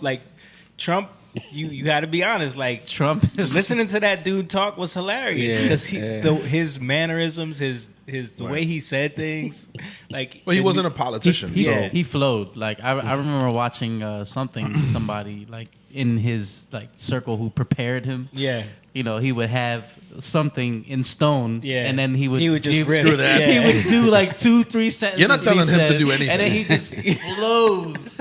he was like, And "The that's speech? what he does. This Yeah. is the speech. Okay. Yeah. Right. But that's what we've been trained to look for. Like even seeing an Obama and we were trained into an Obama. Yeah. You know what I mean? Yeah. We were trained into that. Oh, absolutely. To want to see that. Yeah, and that's another thing that Frank Zappa talked about in the interview, Yeah. where he talked about politicians and how people, it's going to take an outsider to come in and break people from the mentality of the guy with the perfect hair who Yep. has these learned hand motions that But he's talks to controlled. everybody. These people are controlled. They Right. all of these things are broken down through analytics. They know that when you do this hand motion, it It's gets something, this yeah. type of reaction. So do that. That's why every 14 seconds your Right. hand needs to do Right. they break this stuff Or down. even taking off the jacket and rolling up your sleeve, yeah, like yeah, you get ready yeah. to go to work. Right. Yeah. When you wear a red tie, it means this. When you wear a blue tie, Yeah. it means that. Yeah. They have It's all all this meaning. stuff. We don't suit understand jacket, that. You look like Yeah. you're more, Yeah. The Down unbuttoned with the collars, workers. Yeah. the tie loose. Yeah. Yeah. That off crazy. work. I mean, we did come Isn't it close all to it. witchcraft? It is. Yeah, it's a form It's a of form of it, manipulation. Yeah. It's all brainwashed. I mean, I Brainwashed. bought into it, and I was in rebellion against my dad because I felt like my dad, Yeah. was closed off to the idea. Plus, like I said, from the tidbits that I've heard from some of the shows he listened to, I immediately correlated with a certain Yeah. type of people, and that was it. I was done. Racist whites. It was easy. That was an easy sell for the left during Obama. Right. But like you said, we all wanted free stuff. Yeah. And through the pandemic, we all were given. There's another example of us getting free stuff, which was these stimulus checks that everyone was so happy to get, and we kept saying how there was going to be a cost to this, printing all this money, and the next thing I'm going to show y'all is the clearest evidence, the clearest evidence of inflation in this country. Like when I'm talking about, there's been gas prices through the roof.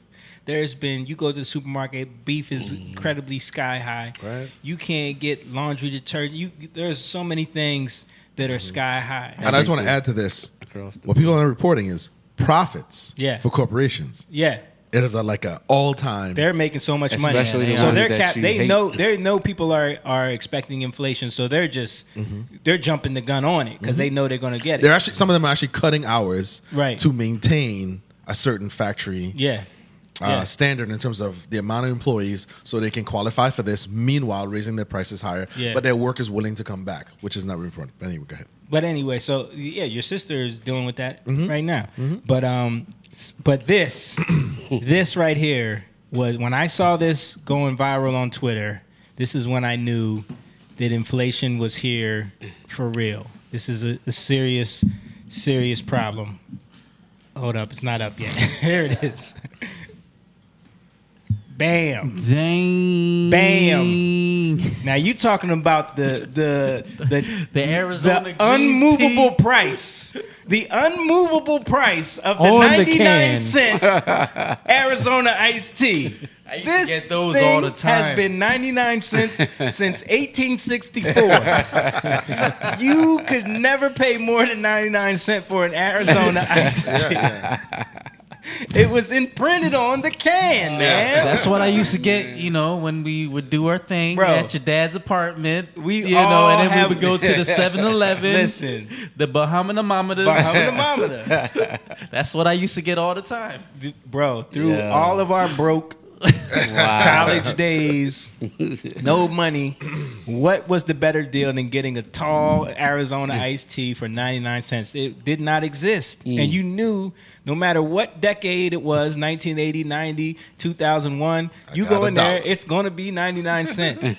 So, and the funny thing is, like, this story kind of goes a little deeper because people were saying that on Twitter before this picture came out. People were going on Twitter and saying, like, Arizona iced tea is the only one that is not beat by inflation. Jump the gun. So Arizona, Oh, gosh. feeling themselves, they tweeted out this picture right here. They tweeted out this picture. It's a giant warrior, and then and then underneath is inflation, right? You see, it's like a big giant warrior. I don't know where this comes from. And then there's a little guy under there, inflation. And then the caption that they put said, "Come at us, bro." Right? So then in the comments is where people started posting the pictures of the Arizona cans for $2 with the sticker slapped on it. Wow. Like, yeah, y'all feeling yourselves a little too much. So too no quick. more dollar stores. Yeah. Nope. Gonna have to go to the It's $2 store. It's gonna be the $2 store from now on. But I thought that was hilarious, yo, because I'm like, man, I have never That was the seen one. an Arizona iced tea for more than 99 cents. Yeah, but that was funny. Inflation. Inflation is here, boy. Okay, so next story. Everybody heard about the mask mandates on planes, right? Yeah. Bye-bye. It's all gone, right? It's been officially lifted. Well, there was a judge, But not in the Florida. airports. It depends on the airport. Some airports are lifting it. Some aren't. I know Philly's not. Of course not. Of course not. Some of the airlines tried to say they weren't going to lift it at first, but then all of a sudden they all complied. This is a video right here of when people were on the plane when the announcement was made, and then the pilot came out and told everybody, and the reaction. April 18th, the Biden administration announced that the Transportation Security Administration will no longer enforce the federal mandate requiring masks in all U.S. airports and on-board aircraft.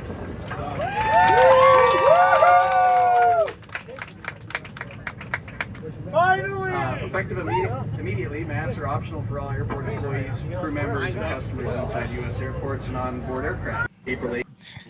I, for one, am terrified, and I think this is an outrage that we have to enclose ourselves in a tube of demons with the coronavirus going on.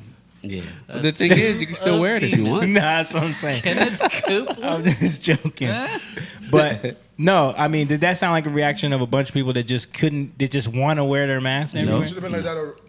Should have been like that from the beginning. Yeah. Wear one if you want to. Yeah, wear it if you want to, right? It's protecting you. Yeah. But that's what it is now. Wear your you can still wear N95 it. though. Yeah. You can still wear it in the plane. The I mean, science has for never me, changed. I did find that during allergy season, wearing one actually helped me. Yeah. But like you said, wear it if you want to. It should have never been mandated. Yeah. Yeah, I know. And when you listen to like the CEOs talk about the planes and how the air circulation made it one of the safest places to be, COVID couldn't really affect you there. No. You know what I mean? Like now all of a sudden, It's not. because the judge in Florida ruled against the mandate. Yeah. So now what are they doing? They're trying to kick it back to the CDC or something like that? The CDC was never meant to. They're not a rule-making body. They Right. can only give suggestions. Right. So now, but they're trying to put it on the CDC. Like once they give us the suggestion, guidance. Right. Because Psaki Yeah. was in her press conference, talking about how Yeah. this is disappointing or whatever. They got to go back. She said they're going to go to the Justice Department to see what they can do, and it's going to be nothing. They can't do anything. Well, I got a flight on Saturday, so I'm hoping I don't have to wear a mask. Should be good. It's funny because like that got lifted, and also where I'm going they lifted all their restrictions too. Yeah, man. So you don't have to take a COVID? So I don't need a test. I don't need nothing. So Right by the beach. Yeah. Yeah, man. Yeah, man. Yeah. I want to go. Come on, come. Shamon. Speaking of, before you continue that, Yeah. first vacation with your wife by yourself? Yeah, man. Awesome. First one wow. ever. First one ever. So Long time coming. yeah, That's what's up. it's gonna be like a pseudo honeymoon. Let me tell you something. My sister goes to bed 8:30. You be out there right there. No way. Finding turtles by yourself. No way, bro. I'm telling you. He's gonna find a volleyball net with. I definitely will do that. Babe, two things. You're going back, but maskless. Yeah. I joined this Ukrainian volleyball team. Is this fine? They're gonna take me over there. It's just for 2 weeks. I got 3 games. Joining the Cuscos. But I'm gonna learn some new dishes. I'm gonna bring them back home. I'm making them for you when I get back. Okay. But you're looking forward to it? Yeah, man. I can't wait, man. That's awesome, yeah. man. I'm First- happy for. I think that's so important, man. Especially with all this going on, like couples and finding time for your spouse. You know what I mean? Making time. Yeah, making time. Seriously, Seriously, making time. because it's to not do it. easy. And your kids are, they're old enough. Your mom's gonna watch them. Yeah, my mom is. She's retired now, so she can pick up the slack. Yeah, I think because the other thing that a lot of people don't talk about with COVID was the massive amounts of divorce filed. Mm-hmm. I mean, we kind of figured this was going to happen, Right. But I think it topples so many people's lives. Are toppled. We Yeah. know a lot of people Yeah. who've been affected. by Dude, this. suicide. Yeah, Suicide was wow, crazy. man. I'm in the statistics. I forgot about that. Damn. I'm right in there. But I'm Right, saying, bro. making time for, even like when I have a brand new baby, but we decided that we have to make time. We have to make time, and making time doesn't mean TV shows, doesn't mean series, doesn't mean that. Yeah. We have to define that. Yeah. You know what I mean? Yeah, Can't it just could sit easily here. be that. Like, Yeah. let's watch the whole series of Ozark. Yeah. You know what I mean? Yeah. Sorry, babe. Jamie's just on it. Hey, no, we watched it. I'm not getting on her. I'm just using that I as like an Ozark. example. That's a show she loves. She loves Trader Yeah. Joe's. She's side-eyeing right now. Yo, I found out especially when my sister came, like we played games together. Yo. Yeah. Like Oh, yeah. board games, and it was just so fun. Bro, there's just, so much just playing stuff to do. Uno. Yeah. As a family. Yeah. I I mean, man, listen, finding time to just spend with each other and talk. Like what we do, like her and I, we just go for drives now. And we just drive and check out the neighborhood. And, we stop off like little farmer's market. And we have these experiences. And I'm like, see, to me, this is a form of intimacy. You know what I'm saying? Right. Where Yeah. We get to know each other. we get to know each other. You know what I'm saying? And it doesn't have to be surrounded by a holiday or like I said, a TV show. And I'm for the TV shows, although I'm kind of like, I'm not really interested in them. Yeah. right. But I feel like that time that you're going to have in the Caribbean, because Liz is from the Caribbean, but she's never been to Jamaica. I don't think she has. No, that's why I was excited because this is like the first time I'm going somewhere that she's never been before. She's never been before. So it's a your thing. Yeah, Yeah, exactly. it's a your thing. Yeah. And we've been to Jamaica, but we never really experienced, Right. Right. So And we went to Kingston, so I'm going to be in Montego Bay. you went to the hood. Yeah, we was in the hood. Right. And that wasn't such a good experience. I mean, we had some good jerk. We had some good jerk chicken, though. It was really good jerk chicken, Yeah. but that was probably the worst show. Yeah. Yeah. So no AR-15s where you're going, or so No. fully. That's awesome, though. Yeah, that's cool, man. Hope you have an Blessed and amazing safe time. trip. Yeah, so I probably rendezvous in on Tuesday with you guys because I'm only gonna be gone Saturday to Wednesday. So Oh, okay. yeah. Okay. So I told her, I was like, you don't need to bring too many outfits. Like, we really only gonna be there for 3 days. Like, seriously. You know, she checking the bag. Yeah. Prince Hakeem and sent me through the airport with him. Right. Because you know it's like 17 pairs of shoes. Like, what are you gonna do with all of these? But it is we are staying at an adults only place. That's and, awesome. like, That's cool. You know, they got some like catamaran stuff and like other different things that we're gonna get to do. It's gonna be cool just me and her. Still, Yeah. talk, chill, not have to worry about what are the kids doing, what do they want to do, are they bored? You know what I mean? Right. Yeah. Yeah, she could tell you things. This is what my brother didn't tell you. No, that will never happen. Bro, I've learned more about my wife from talking to him than ever from talking to her. She's just one of them people that's like, That's all my sisters. She'll only give you bits and pieces of stuff. You know what I mean? Yeah. And then when I'm like, yo, you never told me about such and such, you're like, I forgot about that. Not me. Yeah. Nice. Yeah, man. But yeah, it's gonna be cool. But yeah, got any comments? Let me check in the chat. Nope, we're good. Alina was the last one. So, speaking of COVID, keep that on that train. Stan sent Our this great, this article governor. from how bad New Jersey did at handling the COVID. Now that they've done a study. Study follows the science. When I hear stuff like that, it just makes me think it's a lie. Yeah, like, the science. Study follows the science. Aria is always sending me freaking requests. Yeah, I get it all the time. Study follows the science and finds Florida beat New Jersey on handling COVID. But then it says opinion, so I don't know. Yeah. I don't. Oh, Steve Trevelise from New Jersey 101.5. Yeah, he's conservative, right? Yeah. Yeah. I mean, the study that he quoted did a deep dive of the 2 years, and it compared the deaths to the lockdown measures to education lockdowns. And So what was the opinion? New Jersey was the worst. Or the bottom 10 were all Democrat run. Well, we already knew that. Yeah. We already knew that. Like, but then people will counter that and say, "Well, that's because there's more people there." Except if you want to riot, then get out there. Yeah, get on out there. Yeah. Did you guys hear about? Did you guys hear about the on Easter the flight where the Christians were singing on the plane? I did hear that. They were worshiping. Ilhan Omar came out and said something. Yep, I'm gonna play the clip of it. I just want to get some thoughts on this one because didn't this see one the could clip. go either way.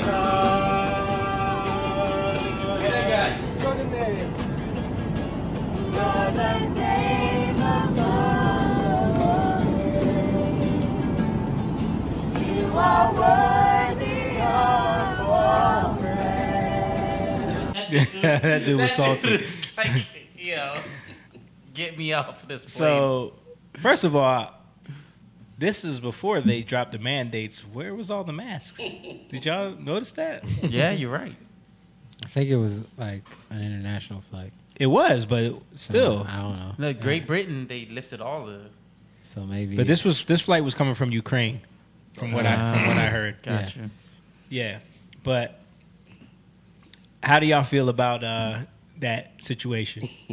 Speak It on was it. such a short clip, though. Like, Well, it was on TikTok, 15 seconds, bro. Like, come on.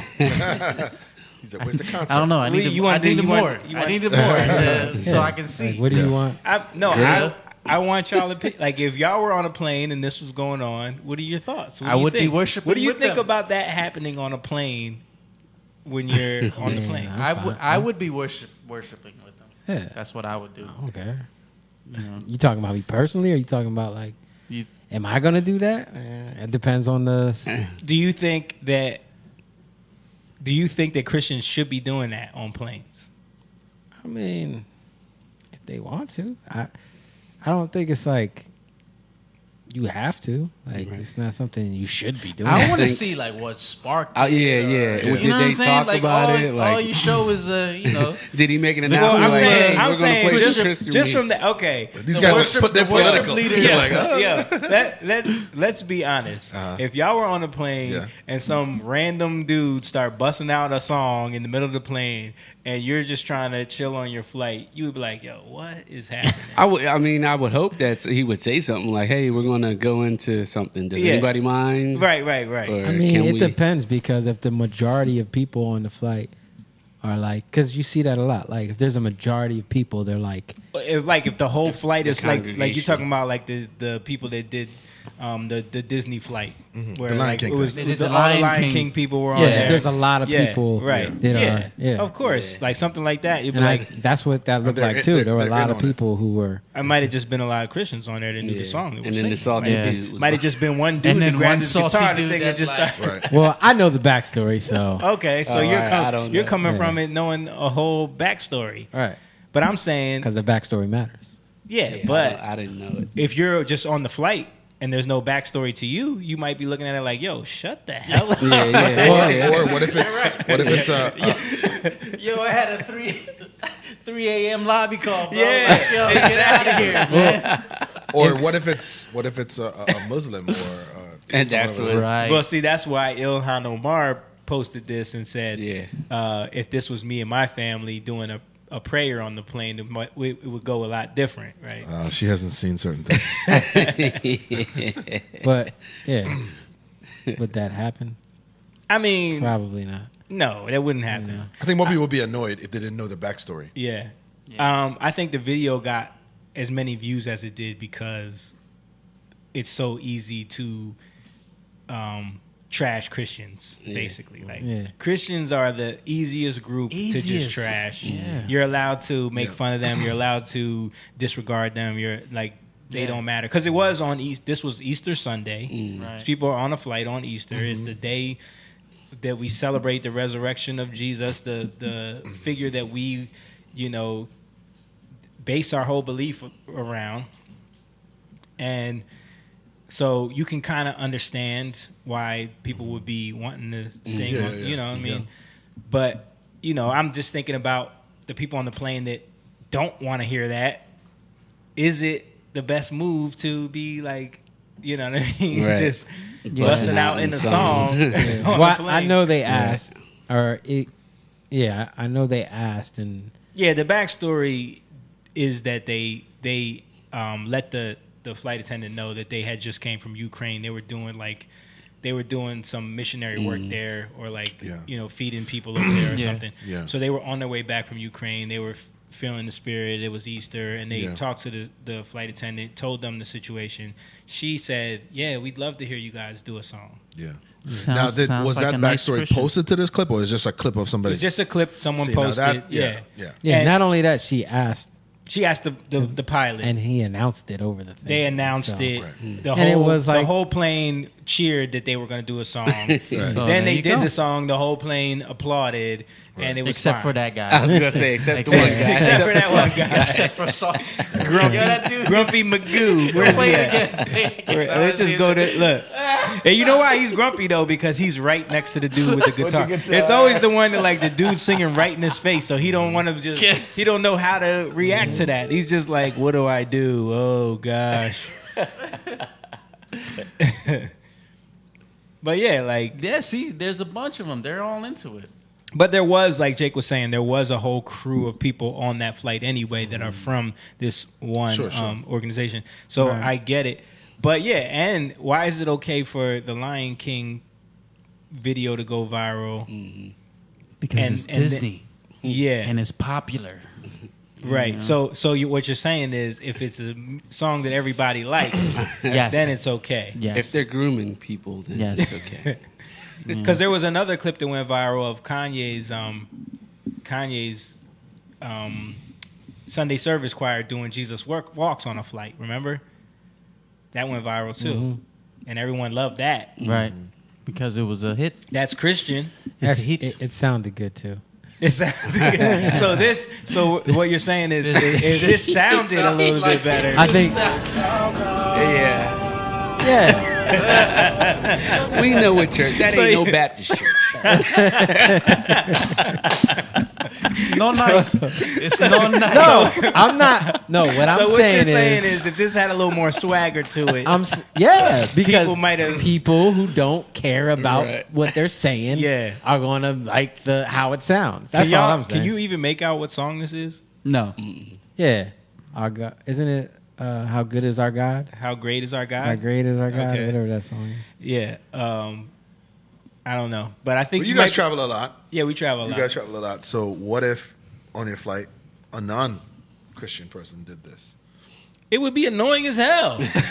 Like, yo, to be honest with you, there's been how many flights are we on where because we bring instruments on the plane, and Yeah. they always make that joke like, "Oh, so you guys gonna do a song for us? Serenade You know what I mean? us? You guys gonna do a song for us?" Right. And we always like, ha, ha, ha, yeah.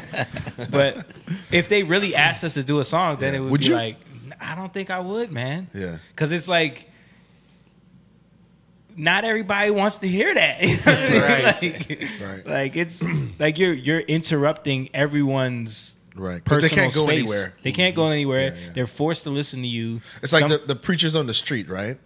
yeah, Like if when you walk by, do you stop and listen? Do you go? That's different because you can go. yeah. But that's what I'm saying. Yeah. It's like this. Yeah. You're Right. here. You're, If you're Yeah. you go into an elevator with You're that in a preacher. tube full of demons. Right. Right. If you get stuck on the elevator with that preacher and he start going in on you, then you like, oh right. man. Right. Plus the other thing too. I mean, I don't have a problem with it. I do see how this could be opened up. Well, I want to do my song about. I can see how But I think Oh one God! of the things. Every flight now, everybody's gonna bust. I out got a song. Yeah. Who's wanting to hear it? Yeah. But I do Bling, think bling, bling, bling, bling, bling, bling. the sitar. Yeah. I do think that what I have noticed is Christians, people who really say they're believers, are very timid about standing on their faith without getting boisterous, without getting, you know what I mean? Yeah. We're very much like, we don't want to do that, you know what I mean? Yeah. Or it becomes very debate driven, you know what I mean? So, Yeah. I think Christians have been, I shouldn't even say Christians because I should really say followers of Jesus Christ, believers of Jesus Christ. Because Yeah. Christians is so encompassing, it could be anything. Yeah. It's an overused term. Right. Because I think it's just we're fearful of they've made us into almost like a bigoted person. Yeah. You're closed minded. You want to hear nothing. You know what I mean? So Yeah, I mean that's literally the stance, especially from a lot of people on the left. A lot of people, in the major right. media realm, Right. Christians are always viewed as bigots or as old ways of thinking, Right. not progressive in Right. any way. So it's easy to, which is always hilarious to me because even Ilhan Omar, like her making that statement, it's like Muslims are the most, like Muslims always get a pass. They never are treated the way Christians are as far as like from the left, like criticizing them for being a Muslim. Right. Like They were, but not as much. I don't know As what that before. too means. Yeah, I don't think on the left. Like they can easily say like they can come at Chris Pratt, right? Yeah. Chris Pratt he needs to denounce everything that his church stands for, Right. Or else he's not welcome in Hollywood. But- Although a lot of actors are defending him, though. no, they are, but I'm saying like there's people that in Hollywood that think he's terrible because he Right. talks about Jesus. But what I'm saying is, think about this, right? How many churches and believers are going to say, have the I Stand With Chris Pratt shirt? Yeah. So what they would do, if it was an atheist or someone who of a different thing, there would be a more collective support for that person. But we will be like, good for you, Chris Pratt. Yeah. But we will never. We We won't wear the we shirt. won't speak up. We won't. Yeah. We won't speak up as much as they would. Because we don't want the smoke. We don't want to smoke. So Yeah. it's like what has happened is they have become the left, and these ideas are very much ready to defend it, and we have become like. I like him, but I don't really like him like that. It's like, but we don't want to engage, so Yeah. we won't wear the shirt that says "I support Chris Pratt" or we won't do it because Yeah. we don't want to be. We just want to be left alone too, or we're afraid of the backlash because defending Christianity, what does it says? Tend to the faith or defend the faith. Mm-hmm. We don't do any of that. Yeah. You know, we're very much like, you know. Well, I'm with Chick-fil-A, so. I just thought it was interesting how that clip became so polarizing on Twitter, and it became so controversial. Where it's like, should they be able to do this? Why are people mad about it? Like, why are Christians the one faith that's like the only one that's open season on? You know what I mean? Like, you can't criticize Jews, you can't criticize Muslims. No, you can't really even because they defend it. They defend it with vigor, and we don't. They're the nicest, and they don't do anything. Yeah, you know, that's the Ned Flanders. I don't think you should. I mean, you shouldn't defend it. Like, you can't be looking at something and be like, no, like hiding. You know, like, I know what you're saying, but at the same time, you can't now look at that and like, no, being bold, trying to, now you're projecting just something else. You know, I think like, no, I'm not talking being argumentative. I'm talking about, you know, you taking a stand. Like, say you're in a school meeting, and someone gets up and they're speaking about what's the Florida bill again? Oh, the anti-groomer bill. They don't say bill, right? Someone says that. Don't call it that. Right. Yeah, If there's a person of another religion in there, would they defend their stance on that view versus a Christian? Would a Christian do it? You know what I mean? Like, not being argumentative or trying to start something, but speaking out and saying, "Look, this is you're treading on my belief." You know what I mean? Like, who do you think is going to be more vocal? I think there's a lot that will. I think, Yeah. like, if you watch a lot of those meetings, people are speaking up. Yeah, People now Yeah. I think so. Yeah. Even DeSantis Yeah. has made those statements. Yeah, You know, that's good. yeah. That's Good. why he's Not to, talking I don't about think to doing be argumentative. I think, but not be ashamed. I think, Or just draw a line. Like, yeah, this is what draw I a line, believe yeah. in. We're not fighting you. We don't have Yeah. to. this. Yeah. This is what I believe in. So I'm not Yeah. going to let you, Yeah. you know, yeah. right. But it can go, that's where it's kind of been attempted to be polarized, like either one way or the other. Like, that Jamie, who put up that imagery of, I think it was you, of the polarizing, like, people standing on the side with, like, if you're going to hell, you sinners. Like, Yeah. I know. I've seen those before. yeah, and then, but there was a picture. It was a picture of that, and then Jesus walking by with the rainbow, with the Yeah, I saw that, LGBT flag, and saying "I forgive you" or something like that. Yeah, I have it right Yeah. here. Yeah. So you have like one thing. Right. So the guy is this is the preacher on the street, like you were saying. Right. The preacher on the street, he has the sign "Repent or Burn," and then sinner turn back. And what would Jesus do? And then there's a sign pointing to a pride parade, and Jesus is like, "I'll forgive you." Right. You know, God is non-gendered, man. Like, So you have one like extreme, and then you have somebody projecting their own imagery, you know, and that's the issue. Like, people feel like they have to defend. I have to go out there and tell people they're sinners, like in that way. That's where it's different like- though than defend. Yeah. Well, 'cause no. I think defending is the word that makes it more of a In your face. in your face Yeah, thing. yeah. I think it's more about just like standing your ground. You know what I mean? Yeah, which Yeah. is what we. I'm not should be saying do doing. that. I don't think. Yeah. I don't think that's right either. I Yeah. don't think going around screaming and yelling. That's what at I'm people. saying. I think it's just that word defending that probably makes it seem. You know Yeah. what I mean? Even that. Even saying that. Now you have to work. Let's not say that word there. Yeah, 'cause right. you have to Because word then that better. it sounds too aggressive. You get out there, people are Right. might get upset. But even if say we're having a conversation and someone blurts out their stance on abortion or their stance on homosexuality or their stance on guns or war or whatever it is. Right. I feel like when I say defend, I don't mean how dare you? I'm a believer. I'm not talking Yeah. that. I'm saying I disagree with you. Yeah. And be prepared Yeah. to say I disagree. Like I remember watching this Tighten it from the joystick. sorry. On the other side. Metal. Yeah. Stan, assist me please. I remember watching this this conversation, and it was between a Christian and a person who was a homosexual, and the conversation was very lighthearted, but the person who was a homosexual was very animated. And one of the things the person kept on calling the Christian was a homophobe, and he said, "Well, Fallen, you've called me that about 4 times now, but let's slow down. Let's define this term. Phobia means fear. So you can't just call me something and not know the proper terminology. I am not afraid of any human being.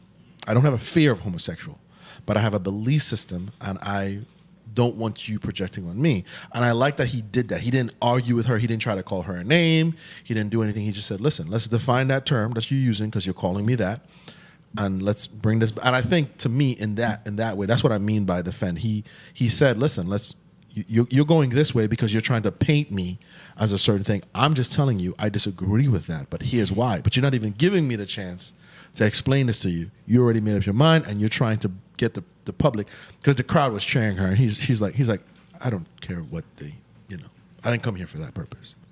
Yeah. So I don't know. For me, I feel like when we even try to like logically win a debate in that type of arena, like it's a lose-lose. You know what I mean? I think our best bet as what we believe in is to just cultivate that in our lives and in our community. Like, I think like trying to debate people to, beat them with logic, like especially in today's day and age with the echo chambers that people can just revert back to. Like you seen with that study, or you were talking about, like they showed people, forced people to pay them to watch the other side, and people just, after they got done getting paid, they went right back to where they were comfortable. I think like it's not effective is what I think. Sure. No, I agree with that too. I think that those kind of places are set up to do a certain things or draw, whether it's the program administrator trying to get viewers on there, or trying to show one person looking idiotic or smarter than the other.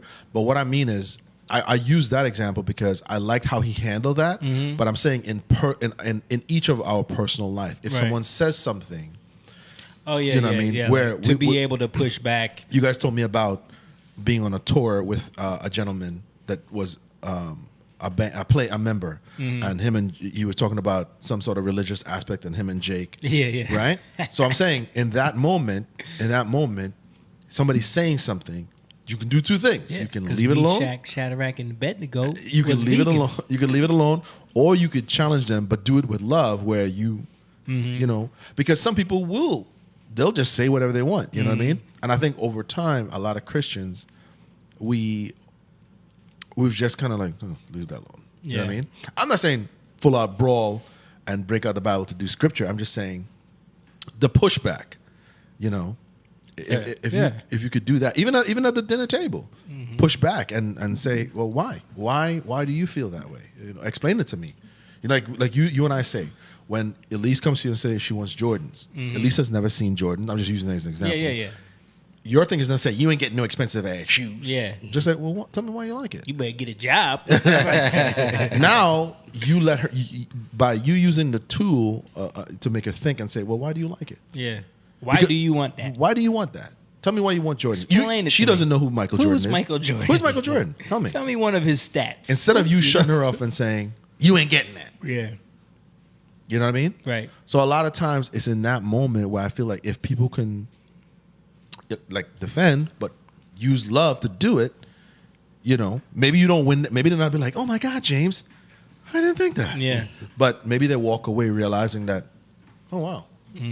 I think it's bigger than that. It's about like respect, because people don't understand. Respect is just understanding your boundaries, right? And people, if they don't understand boundaries, they're going to go further with you, and they're going to go as far as you allow them to go. Yeah.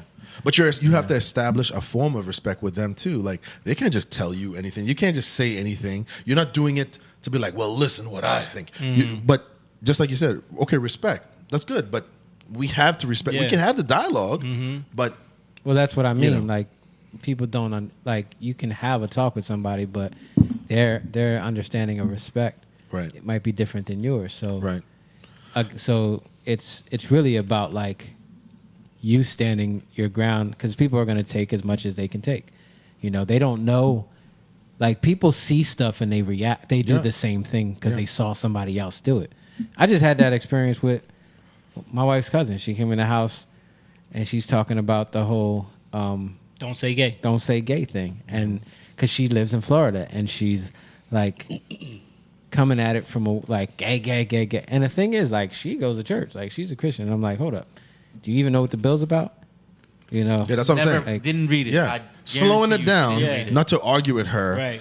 but to establish the parameters of what we're Right. talking about. Right. Like, you know what I mean?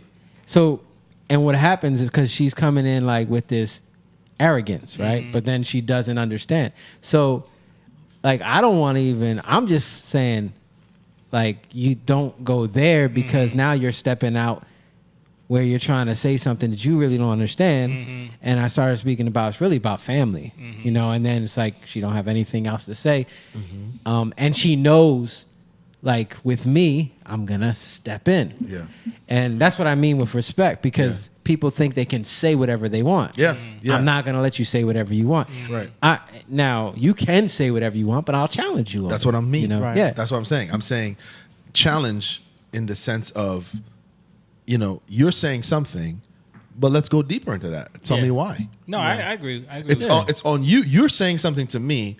I'm not a child to you. I'm an Right. adult. So you got to prove to me what you're saying. But I'm saying do it in a way where they understand that they got to give you. It can't just be emotion. You got to give me some facts, and you got to give me, you know. Yeah, and I think like we're able to do that because we do a lot of research. Right. And for most people, we know that most people are just coming with talking points they heard Right. from You know, somebody. some of us are a little better at it. You know, I'm working on, you know, having conversations with people. Right. I've Yeah, gotten 'cause better. This guy No, just 'cause gets most- so emotional every time. Because, you know, I'm passionate. Yeah.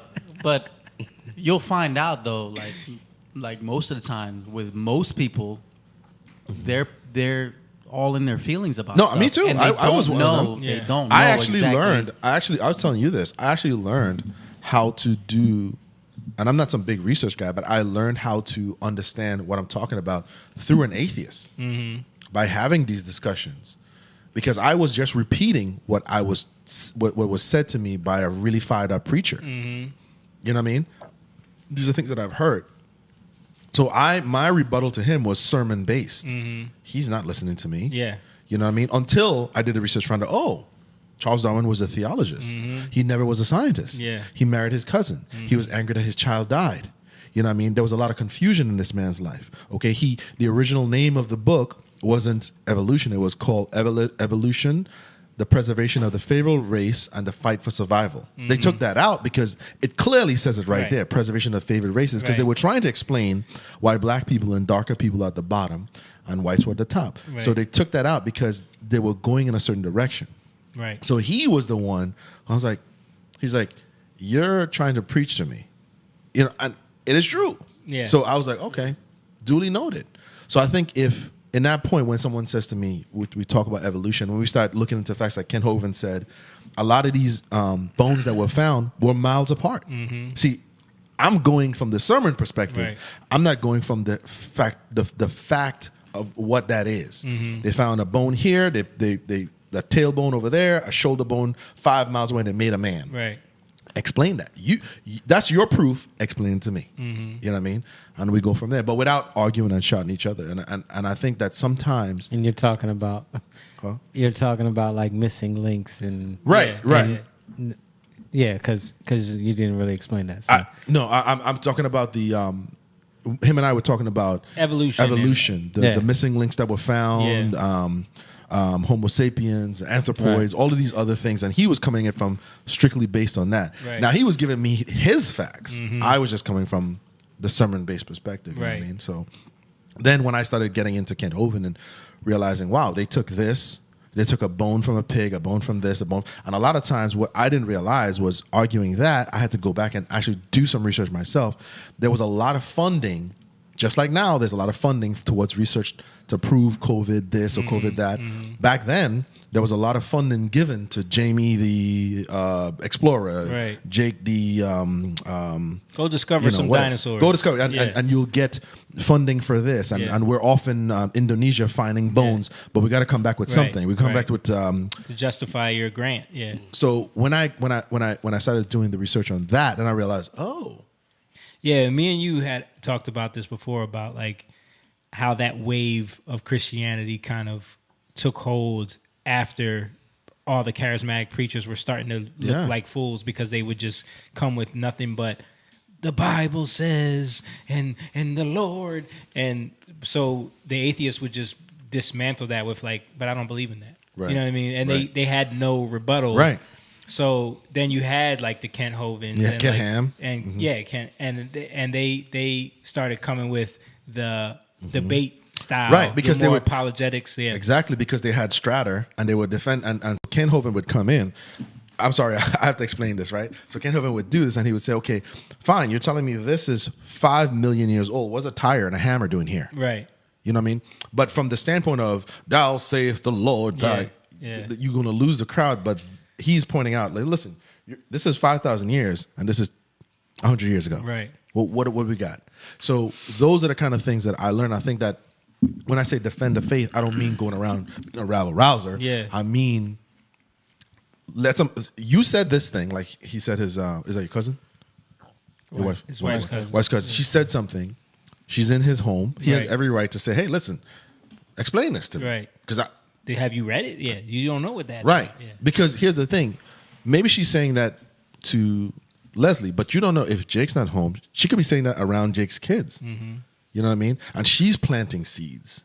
So you have to be careful about that too. And I'm not saying kick her out and be like, Right, get out right, of here, right, you right. devil worshiper.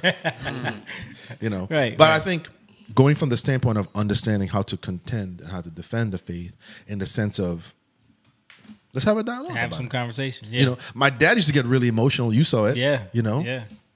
You know, so those are where I had to learn how to pull back too, because Yeah. And it's funny because like what you're talking about, and we talked about this too, is like where you see this division in a lot of stuff that's happening now in the church, where it's like the people that are super spiritual, you know, like Pentecostal, everything is just about like, you know, praying and speaking in tongues and like healing and the spirit filled type stuff. And then you have the super analytical side where it's like, I'm going to learn everything about the Bible and about how it breaks down and where this came from and that came from so that I can debate people. Right. And then, but those sides are now warring with each other because Yeah. it's like, they're both so far, Right. They're detached from each other. Right. This side doesn't believe anything that this side does because they embarrass us. This side don't believe that side because Right. they embarrass us. You know what I Right, mean? And it's right, like right. that's what we're dealing with now. Yeah. It's that saying you could be so spiritually. What is it? Spiritually something you're no earthly good. How's that go? I don't know. Right. Something like that. I don't even know. Mom said Gardo said hi.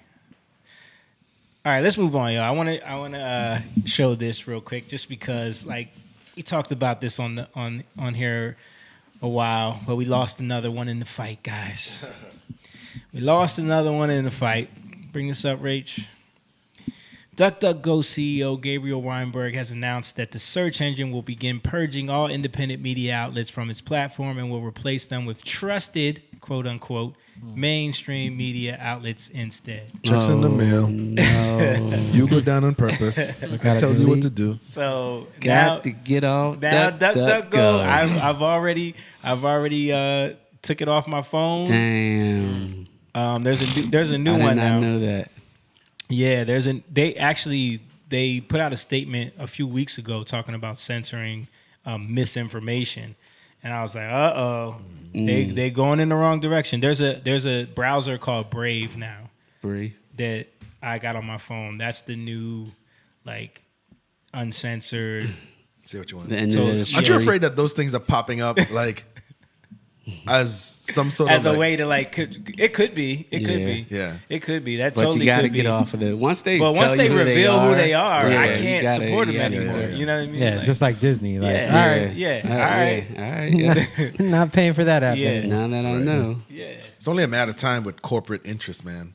When they get to you. Yeah. Once they get taken over by the greed and the money, and it's like they can't avoid it. Yeah. They can't avoid it. But that's why they have to use terminology like regulatory agencies and protocol and Yeah. trusted. And Yeah. blah. They have to use things like that because it triggers people into believing that there's something untrustworthy about maybe the source that I'm getting. Yeah. You know, if I can make this sound not credible, Yeah. I can attach a certain connotation to it or whatever it is, or a certain stigma to it that people won't, you know. Yeah. Only believe the ones we tell you to believe. Yeah. That's another thing with Musk, Elon Musk. I think MSN. I was trying to find a video.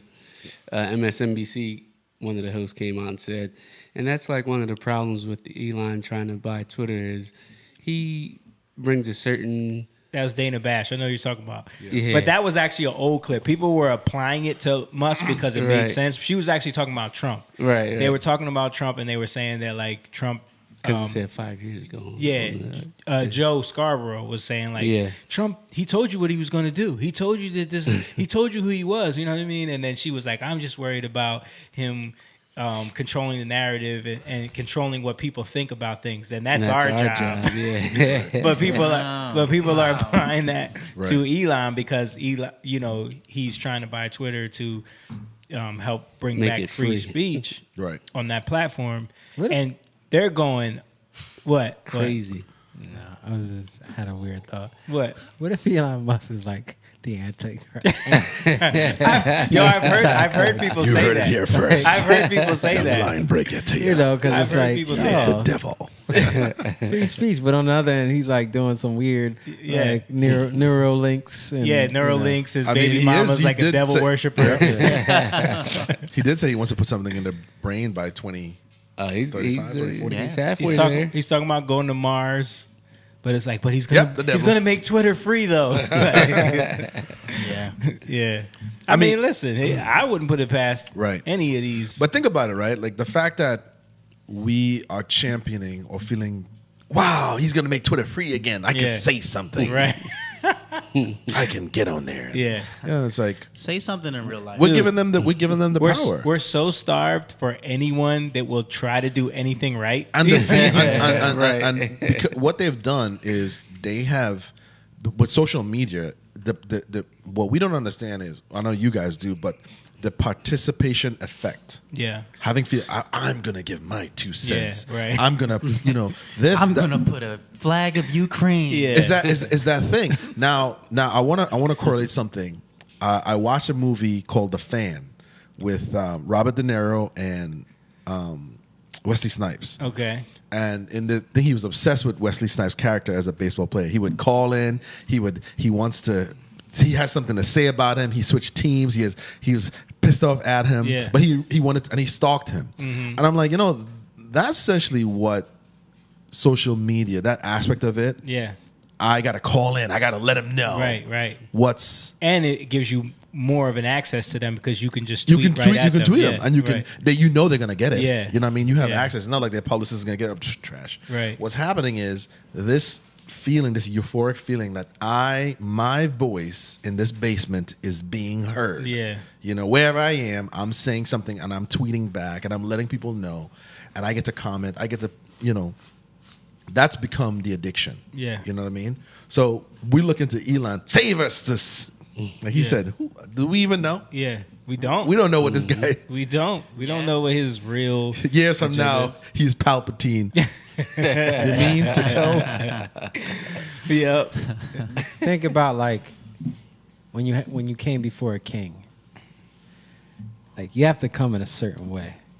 You know what I mean? Like if you came in the wrong way, you die. Yeah. Think about that, because I'm just saying that because a lot of people, they want to be heard, but there's a way you come. But social media you can come any way you want. Yeah, You can come say at whatever you want, somebody right. any way you want. So there's no honor, there's no respect, there's no there's no fear, right? Fear of the Lord, no fear in terms of like fear or reverence towards somebody, honor towards somebody. Yeah.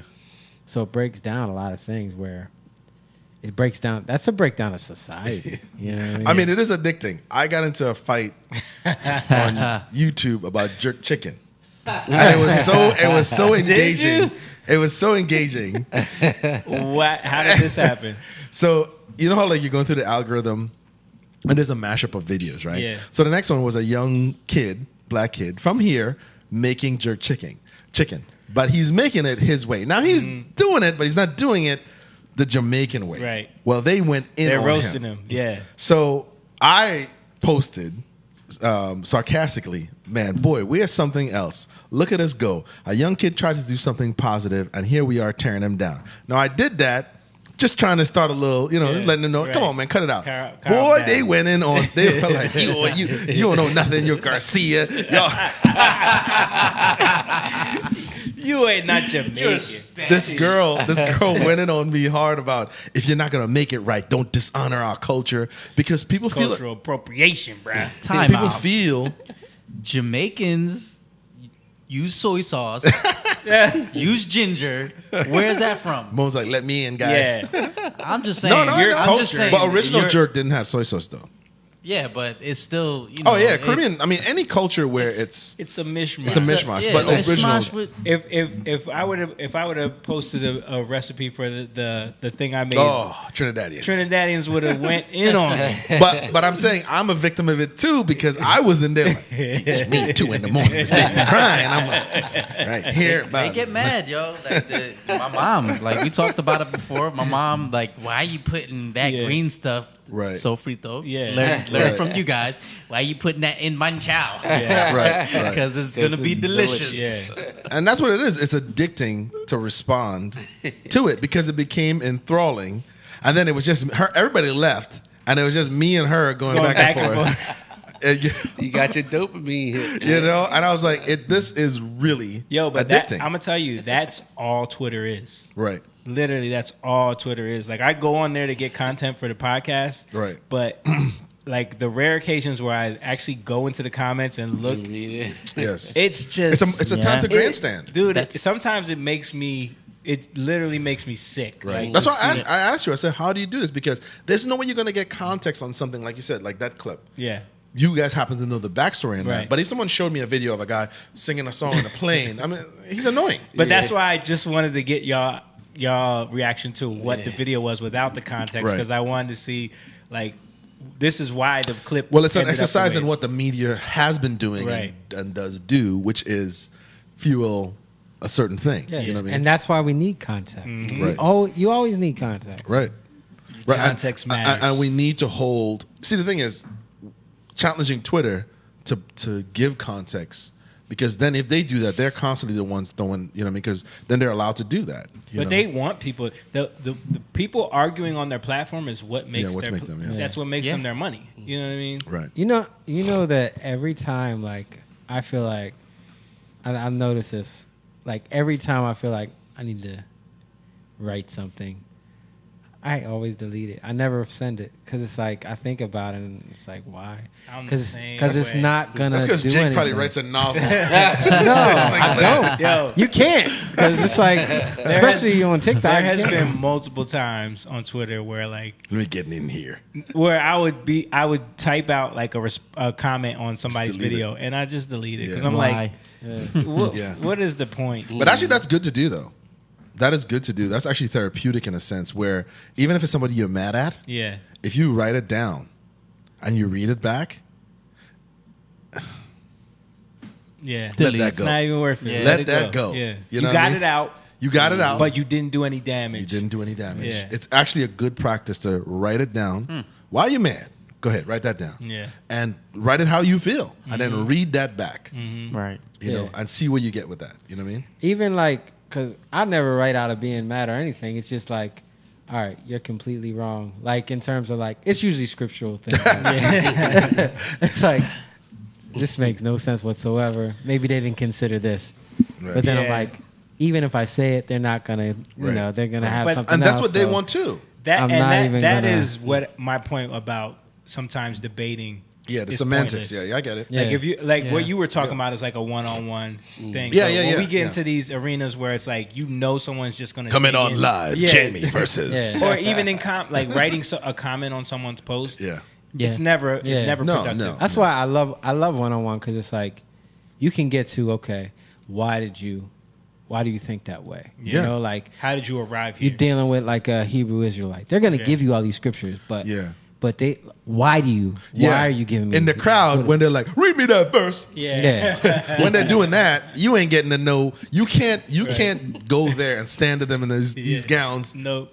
You know, say my brother, read him that verse. Right. Yeah, Can't do because that. usually, like the point is to get to. But what's your reason for this? Yeah. The reason for this is really, I mean, I already know the reason. You're trying to prove yourself that blacks are better than everybody Right. else because you're Hebrew Blacks are the Israelites, original man, right? God's chosen people. Right. See the Jews. So called. I'm just remembering my first encounter of he's Hebrew Israelite. You know how? Remember how You're not in the tribe, by the way. You're not Dominican or Colombian. No, That's all the girls the black guys They like. told him he was though. He was? No, they did. No, they tried to find him. They tried him. to find him on there. Well, I'm like, yeah, I'm Asian. I'm Cambodian. He looked. He was like this. He was like, He went through the list. He was like, Cambodia. Is that in South America? Cambodia. You say Colombian, It's bro? like Cambodia. You ever notice it's the countries that all the countries that black guys like the girls from that country. That's the countries. I know what he was thinking We too. allowed to date them. Yeah, Dominicans, Yeah. Puerto Ricans, Yeah. Colombians, Brazilians, not Guyanese. We don't like them. Right. Ecuadorians, no. I know dude was probably thinking like, because they got that map, right? And they got all the. So I'm like, wait, Cambodia, is that New Mexico? Yeah. No, I heard about that. That one. doesn't work. That's So in they the break, Caribbean. they break out the skin shade. They're like, Yeah. you and brother. Yeah, You dark. You dark. You dark, though. You brother.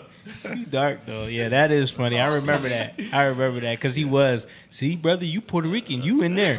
You part of the tribe. Is your baby mother Puerto Rican? Skippy.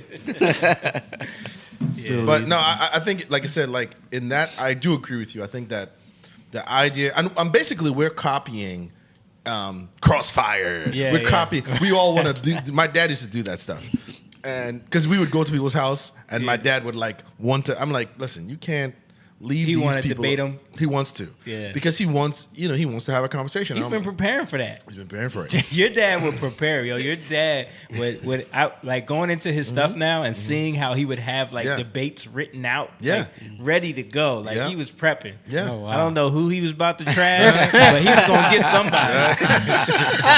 Yo, he wrote letters about AOC and Yeah. sent them to like He did. Congress. He Like, did. yo, He wrote letters. Not just her, but he wrote a lot. That's why you get all them eagles. Yeah. And I'm proud to be in America. Yo, I constantly get mail saying like, if you're ready to stop AOC, sign this petition. Take her Send down. $5,000. We gotta stop Ayanna Presley right Donate now. Watchmen.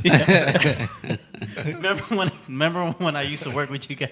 James used to get mad at us because we Y'all would would talk. talk? We would talk.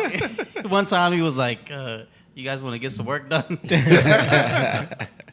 No, my dad was He silly. gets in. Was silly, but he Yeah. was serious as well. But I used to just try to tell him, like, listen, like you said, and I do agree. I think that what we try to do is we try to copy whatever medium we're watching. We try to copy that. Yeah. It's the same thing like sports. Yeah. Your guy is Marshawn Lynch and he runs like a freight train Yeah. through everybody. You're gonna do that. Your guy is Messi or whoever a soccer player on the field. Yeah. You're gonna do your moves. And whatever we're watching, we're copying that. And it's the same thing with debate. It's the parameters of it. And that's what I'm saying. Slowing it down to ask somebody, well, what? Tell me about it. Yeah. You How know? did you get here? How did you get here? And I don't think there's anything wrong with that. But in that setting, yes, on a plane, you get up and start, doing something. Like, yeah, come on, Yeah. they're gonna tune you right on out. Right. You know. I already knew they were Christian. I knew they asked. But already even knew. but say you're on there, right? And you were like, man, great job, son. They're like, hey, man, would you like to join the Mormon Brotherhood? Not the Christians I thought. Or they say, well, his name's Jehovah. Thank you. That song was for Joseph Smith. Because actually the song didn't say nothing about Jesus. Right. The song is just I couldn't even understand the song, I bro. couldn't It understand was it. God. It was just a God. yeah. Are we responding to that? Because you know, right down the street from where you live, the Mormon church. Yep. Have they stopped by your house? There's a Mormon church? Yeah. Yeah. What? That church where Stan used to always forget that's where you turn. Oh, yeah. Yeah, Burlington Ave. Yeah. It's Mormon That's now? a Mormon. It's been Mormon. It's been. What? Oh, It's always I been. never whole seen that time. either. Yeah, it's a Latter-day Saints church. Yeah. I don't know why I thought it was like Methodist. Dad or got them too. Yeah. Oh man, them two boys ran out in their bicycle. he was He was ready. He was ready. He was. Bikes, right? It was on his bike. White, Yeah. white shirts and They came over. Black and then- slacks. Yo, and- I bet you as soon as he saw that church, he started right now. Oh, he couldn't. Listen, I came home. going through the scriptures. I'm gonna tell you how he knew they were there and he prepared for them. And I remember coming home. I was working at the mall. Coming from, he was cutting the lawn. Yeah. But the lawnmower was like on the grass. Half of it was cut, and there were two bikes laying. Here they come. There were two bikes laying by the side of the house. I go in and I see him, and there's these two young guys. These guys are younger than me. Yeah. Right. Right. And the look on their face is like, What did we get into? because Dad had all his literature. He had where they thought blacks were the son of Satan. Yeah. He had all of it. Yeah. He was ready to go, and he was Right. like, "All right." Tell me about this Joseph Smith again, please. Joseph Smith. Tell me about the this angels, Joseph. Qualob or what his name is. Satan's followers. So he was ready for them, but I wouldn't. That's not my move. But Yeah. I saw that he wanted to challenge, and he did it. But that's not something I would do. Yeah, you know what I mean. Yeah. Especially to these young dudes. Oh they're- no! they're Listen, just doing what they're told. all right. Better be hitting the old dusty trail. Yeah. Leave the bikes. Leave it. Casualties of war. Right. He can have them. Let's go. Get out of here. But No, they've never, dude. They Never. They probably put a bulletin up. Don't go to that. I think they probably do. did. Don't I think go they to Jehovah's did. that. Witness, They they never have came like back. a, Yeah, they might. They never came back. But yeah, you're right. I think the contentious way of debate and Yeah. wanting to scream and yell at people, I think yes. I don't agree with that. I don't think that is right. You know. right. Yeah, man. All right, let's wrap it up with the Libs of TikTok thing. You guys heard about them getting. For those that watch this podcast, you know that one of the channels that we show on a regular basis because their content is always so great is this channel called Libs of TikTok. It's actually a Twitter channel that posts stuff from TikTok Yikes. that they curate like the most cringy people from the liberal side on TikTok. I have an example right here that we're gonna play, so you can get an idea. Is Madison Cawthorn's definition of a woman. X chromosomes, no tallywhacker. And this gives me a chance to talk about biological essentialism. First of all, it's not true. People have all kinds of chromosomes and all kinds of bodies. Women who've had hysterectomies, people born with certain conditions, but that's almost immaterial. Number two, it is a system of oppression. Gender is a hierarchy and a system of oppression. And the easier it is to define gender, the easier it is to keep the oppression going. It's dangerous. Okay, That's a crazy way to look at life. dangerous. Bruh. Gender is a way to be oppressed, guys.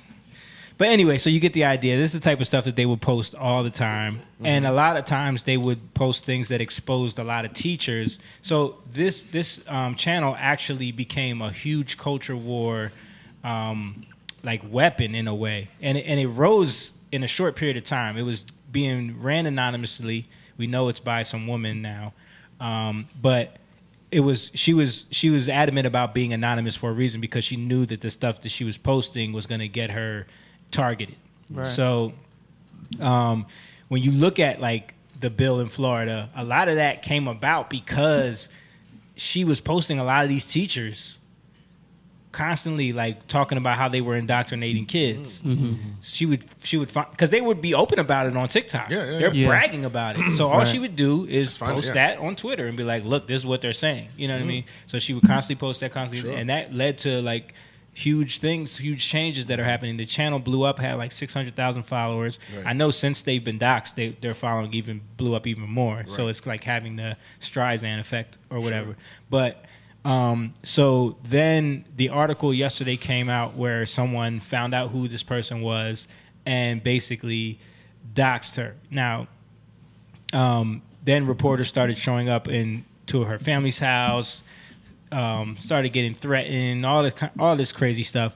But the ironic part about it is the person that wrote the article is a woman that was just on TV crying about how she's a journalist, and she was crying about how dangerous it is for her because people threaten her all the time. She works at Washington Post now. She's a Washington Post journalist. So I have a clip of her crying about this. It's horrifying. It's horrifying. That's just her saying it's horrifying. I thought that was the whole clip, but basically this is the one that doxed her. Yes. So she was just on MSNBC or NBC. I don't remember, one of them. A couple like last week. They interviewed her, and she was crying on camera, talking about how it's so horrifying to be a journalist because people find out who you are, and then once they find out who you are, then they can target you, and then they can, and we should stop this culture So that's how it works. of exposing people. And then she literally went and did the same thing. Yep. Yeah. Yep. So I thought that was interesting, but maybe she didn't care because she didn't look at her as a journalist. I mean, I don't think it's that. I think it's that she's a hypocrite. That's what I think. Yes, I agree with that. But the point is, like, An opportunist. yeah, and an opportunist as well, because she probably had some kind of like angle on who this person was and couldn't. She knew that because the whole article is about how Libs of TikTok is a tool for the right wing, and Right. Trigger words. yeah, and how this one social media page was featured on Tucker Carlson and Joe Rogan, and you know what I mean, and trying to attach all those people to right wing ideology, and how it's anti-trans and harmful for trans and LGBTQ people, but really it's just a person just posting a lot of crazy stuff that people say they post That themselves. They do it, They're posting these Yeah, things. she's not forcing them to. Yeah. Do you think these people, like someone like her, do you think she is really impassioned by this, or a lot of times it is based in a career move to put me at the Washington Post, become this? I think a lot of times somebody could be passionate about something, but really what they're chasing is a title and a economic status. Yeah. And I gotta say and do certain things to basically win. You know But what I mean? I think they convince themselves that there's a virtuous cause behind Oh it. yeah. That's You know what I mean? because you get to feel good too Yeah, about it. right. You know, But it is. I think the main motivation is this is my opportunity. Right. This is my way to shine. You know what I mean? But you gotta, that's the narcissism in it, because Yeah. you gotta make it look like you're telling You're yourself, passionate. you're lying Yeah. to yourself. Yeah. You know, it's Yeah. like it's the Elizabeth, what's her name effect. That's Right. what I'm gonna start calling it. the Warren. Elizabeth Warren. Yeah, Elizabeth Warren effect. Yeah. You know. One thing I want to address too, when that guy said, speaking of hysterectomy and being born with two sexes, and I think a lot of people need to say this, it's not normal. It's an abnormality. And there has never been any case where someone born with two sexes produced Yeah. or carried. Right. Right? And for most people that are born intersex, because that's the medical term for Right. it, usually it's apparent that they're closer to Right, one right. sex than the other, and the Right. doctor will make that decision. Right. And we have to, the thing is now for us, we have to, instead of feeling sorry, we have to be able to state the facts, which is that's not an example of someone being born intersex as a choice. They didn't choose that. Yeah, and it like the percentage of the population that occurs It's very small. It's 0 point something percent. Right. You know what I mean? And So- there's no place where we can go where it's like, oh wow, there's a whole community here of intersex people producing and making.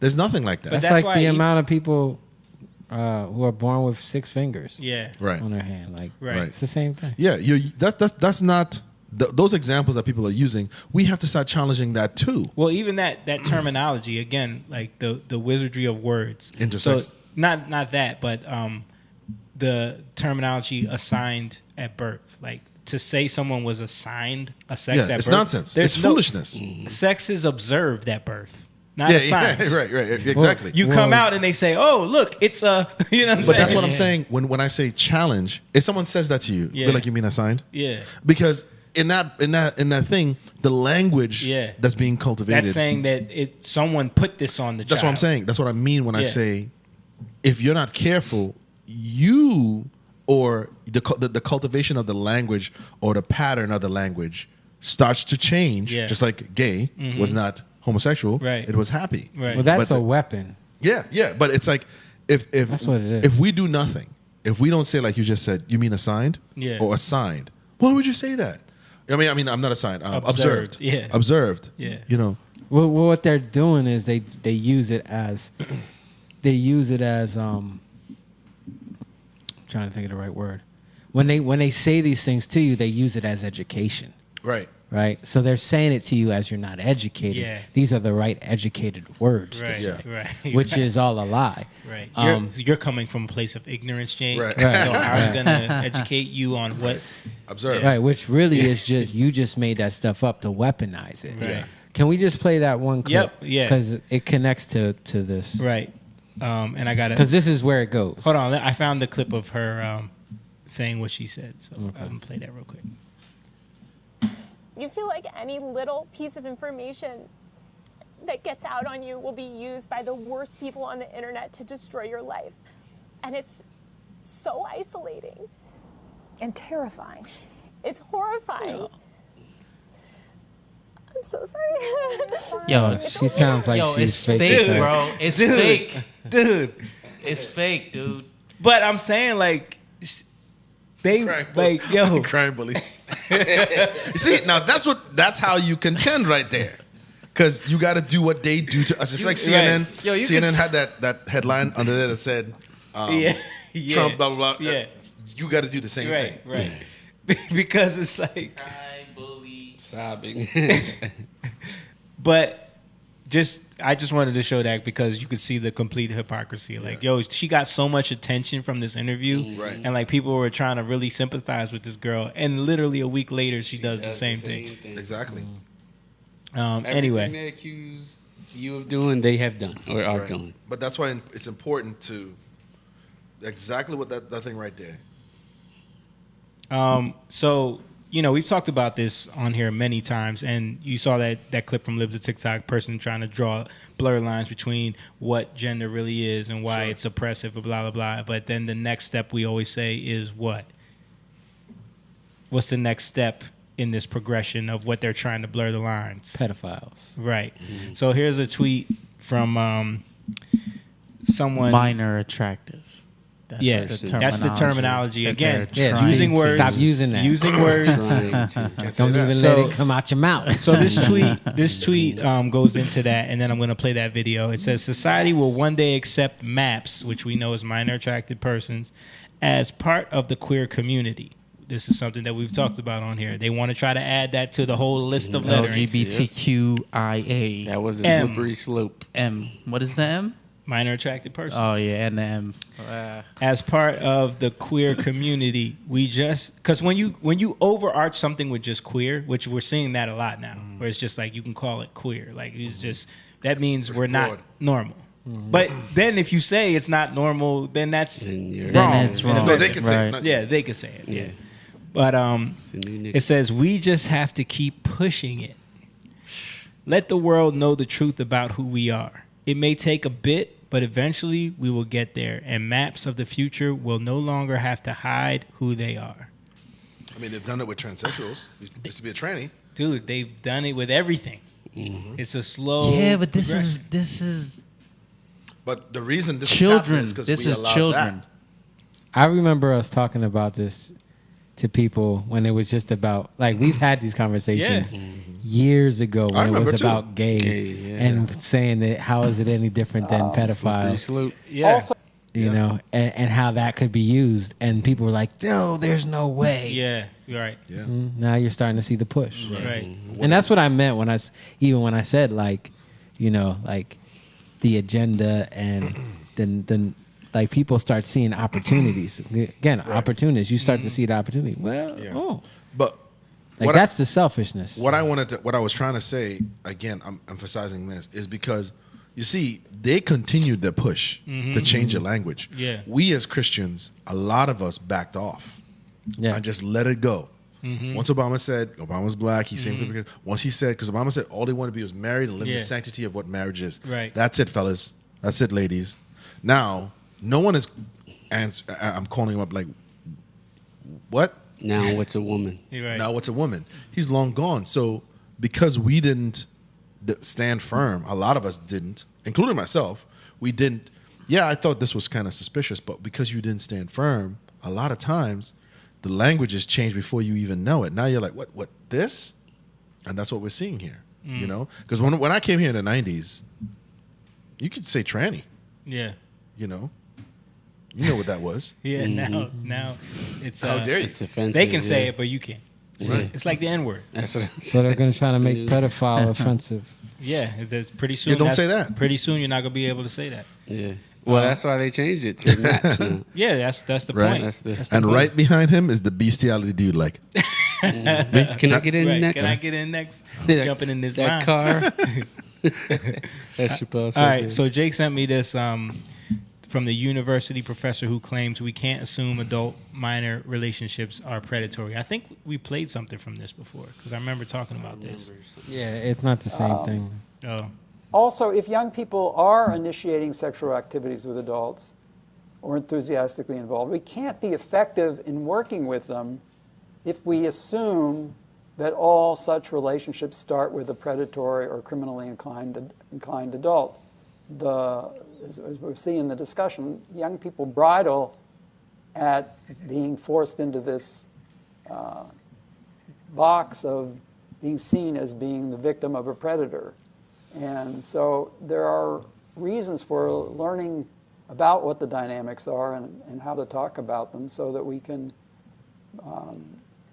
better help the young people who are in these situations. So much for that question. I use the term minor attracted person or MAP in the title and throughout the book for multiple reasons. First of all, because I think it's important to use terminology for groups that members of that group want others to use for them. And MAP advocacy groups like Before You Act have advocated for use of the term MAP. They've advocated for it primarily Can you because just stop this it's for a second? less stigmatizing. Now, look at the mannerism. Look at the wordplay. Advocate. All these things are for a reason. The way she, I don't know what it is, because, and I don't know what I identify as. Yeah.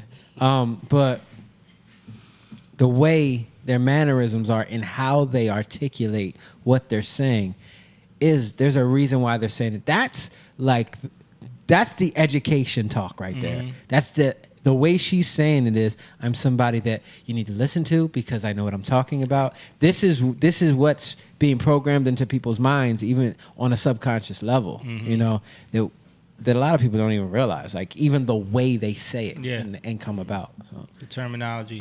Than other terms like pedophile. I have played this clip on here before. But okay. A lot of people, when they hear the term pedophile, they automatically assume that it means a sex offender.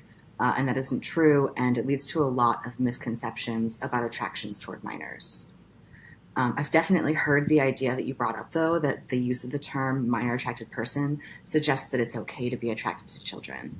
But using a term that communicates who someone is attracted to doesn't indicate anything about the morality of that attraction. Yo, what's up, peeps? Welcome back to a brand new video on this channel. And guys, I just wanted to say that I am a MAP. And if you don't know what a MAP is, it means minor attracted person. And I just wanted to say that pedophilia is just a sexual There's so many grease on my phone. Okay. So I just wanted to say that pedophilia is just a sexual orientation, and if you do not believe in pedophilia, you're basically being mean to the LGBT community, or you're being disrespectful to the LGBTQ plus community. Now, the LGBT community really doesn't respect Max, but soon they will. Soon they will support MAP. So yeah. That's it. Yeah. Yikes. So you see where this is going, and you see like that guy probably is a teenager, right? Mm-hmm. And what is he doing? How does he know that? Because he's going and looking for confirmation for what he feels. But not only that, it shows the progression of ideas, because you hear that professor trying to normalize things with that speech and the way they talk through it, but also saying that just because the person is attracted doesn't mean that we're saying it's okay. But then what does that teenager hear? Oh, you're saying it's okay. Right. You know what I mean? Like that doesn't translate to him. He's saying, no, you're saying it's okay. Because they are saying it's okay. Yeah. Right? They're saying it's okay because you can't say it's not okay, but then say it's okay. Right. Yeah. Like your stance is all over the place. Right. And the way they're articulating it, and the way they're putting it in certain language, Thank you. makes it come off like a college room, some sort of higher. It's not just people talking. Yeah. It's very much like educational based. Mhm. So it seems as though what you're getting is that some sort of research has been done to quantify what they're saying. Because the way she's talking, it doesn't seem like she's casually explaining this. She's talking and explaining the process, but she's doing it in a certain way, in a certain language, to make you believe that this is locked and sealed. We got to just change the terminology. It's a trust the experts moment. Yeah. Right. But if you look at it, it's like they're saying that trust it because you got to understand that these are people who feel this way, and there's nothing you can do about it, right? So you have to accept it, but it can go over the line. See, but then that line is going to go away because that doesn't make any sense. Right. You can't say something's wrong but it's right. If it's wrong or it's right. But see, they have to do that because it's gonna wherever she is, her identity is wrapped up in that, right? And it just so. You see, like, if I say, and we had this conversation so long ago, like, we used to say, like, with people who didn't agree with us, like, yeah, but being gay is just, being a homosexual is just like being a pedophile. You know, they used to get so mad at us when we would bring that up. Like, there's no way. But it's the same thing because they're both wrong. Right. Right? And how, if they feel that way, like if a pedophile feels that way, what's the difference in a homosexual feeling that way? Yeah, I think that's the comparison we used to make, because it wasn't just like it's being the same. It's like your argument is that this is what someone believes they are attracted to, right? And so we would make the comparison. Well, but a pedophile believes that they're attracted to children, and we acknowledge that that's not normal and it's not okay. Right. So where is the line? Right. And what is the line? How far are you going to take why it is with it just feeling? because I say I'm attracted to something, Right. does that Right. we all have to accept that is okay? And it's the same as like, well, I feel it's okay for me to drink soda, and I'm not saying, well, I'm saying that people can think of it that way. I feel like it's okay for me to drink soda, but you drinking alcohol, that's totally different. Right. You know what I mean? I'm saying that's how people weigh things. But really, where do we get our parameters from? And that's why rules matter. That's why there are lines that you don't cross, and you have to understand why you don't cross them. That comes from true education, right? That's what, the family is important. Because that's where we learn those parameters. We have to, in a family structure, we learn the parameters of right and wrong, right? And also the meaning and understanding behind why that's right and wrong. We grow into that. Well, that's why you have to destroy the idea of the family. That's what I'm saying. Destroy the nuclear because then you have no parameters and you can't grow into those parameters, right? You grow into a family, but if there's never a family there to begin with, what are you growing into? Right. And the other thing we have to do too is what happened with the choir that sang that song, "We're Coming for Your Kids." We can't just be like, oh, look at this, and ignore it. What we have to do is follow through and find out who those men are and post what they have been arrested for, what they have done, just like the man who went into that bathroom, that woman had a problem. They post who he was. He's been arrested for flashing. Yeah. See, the thing is, They tried to come at that woman first. you see, but the thing is, for us, being disgusted and just saying, look at what the world is coming to, and then moving on is not good enough. Right. What we have to do is find out who all these people are on that video. Research them.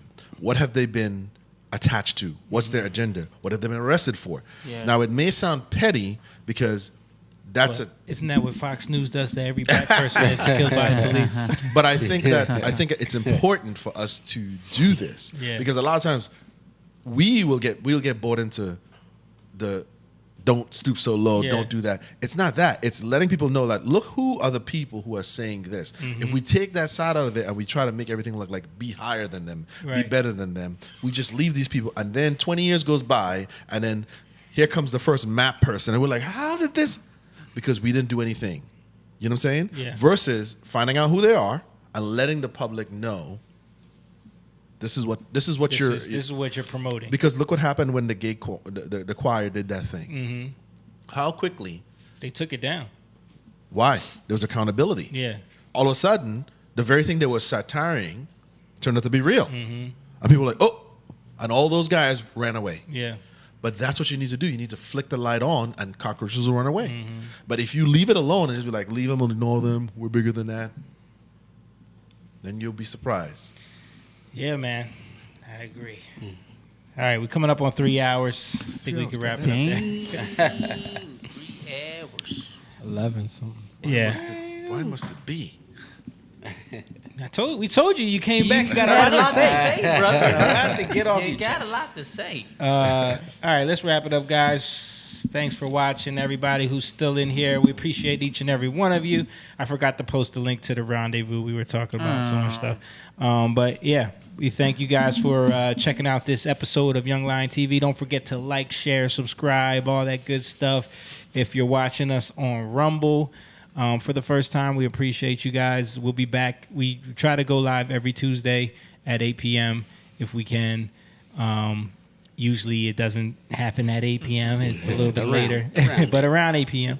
And it's usually not 3 hours long, but we had a lot to talk about. So don't forget to follow us on Instagram, Twitter. Twitch. We got Twitch. We got Facebook.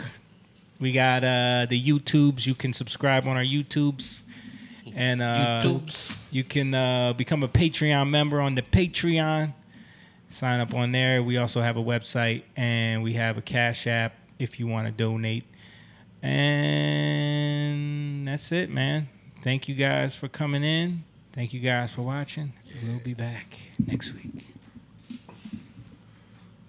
Young lion, go live, yeah. Young lion, you rich, yeah. This kingdom has room, yeah. Go and fight people in.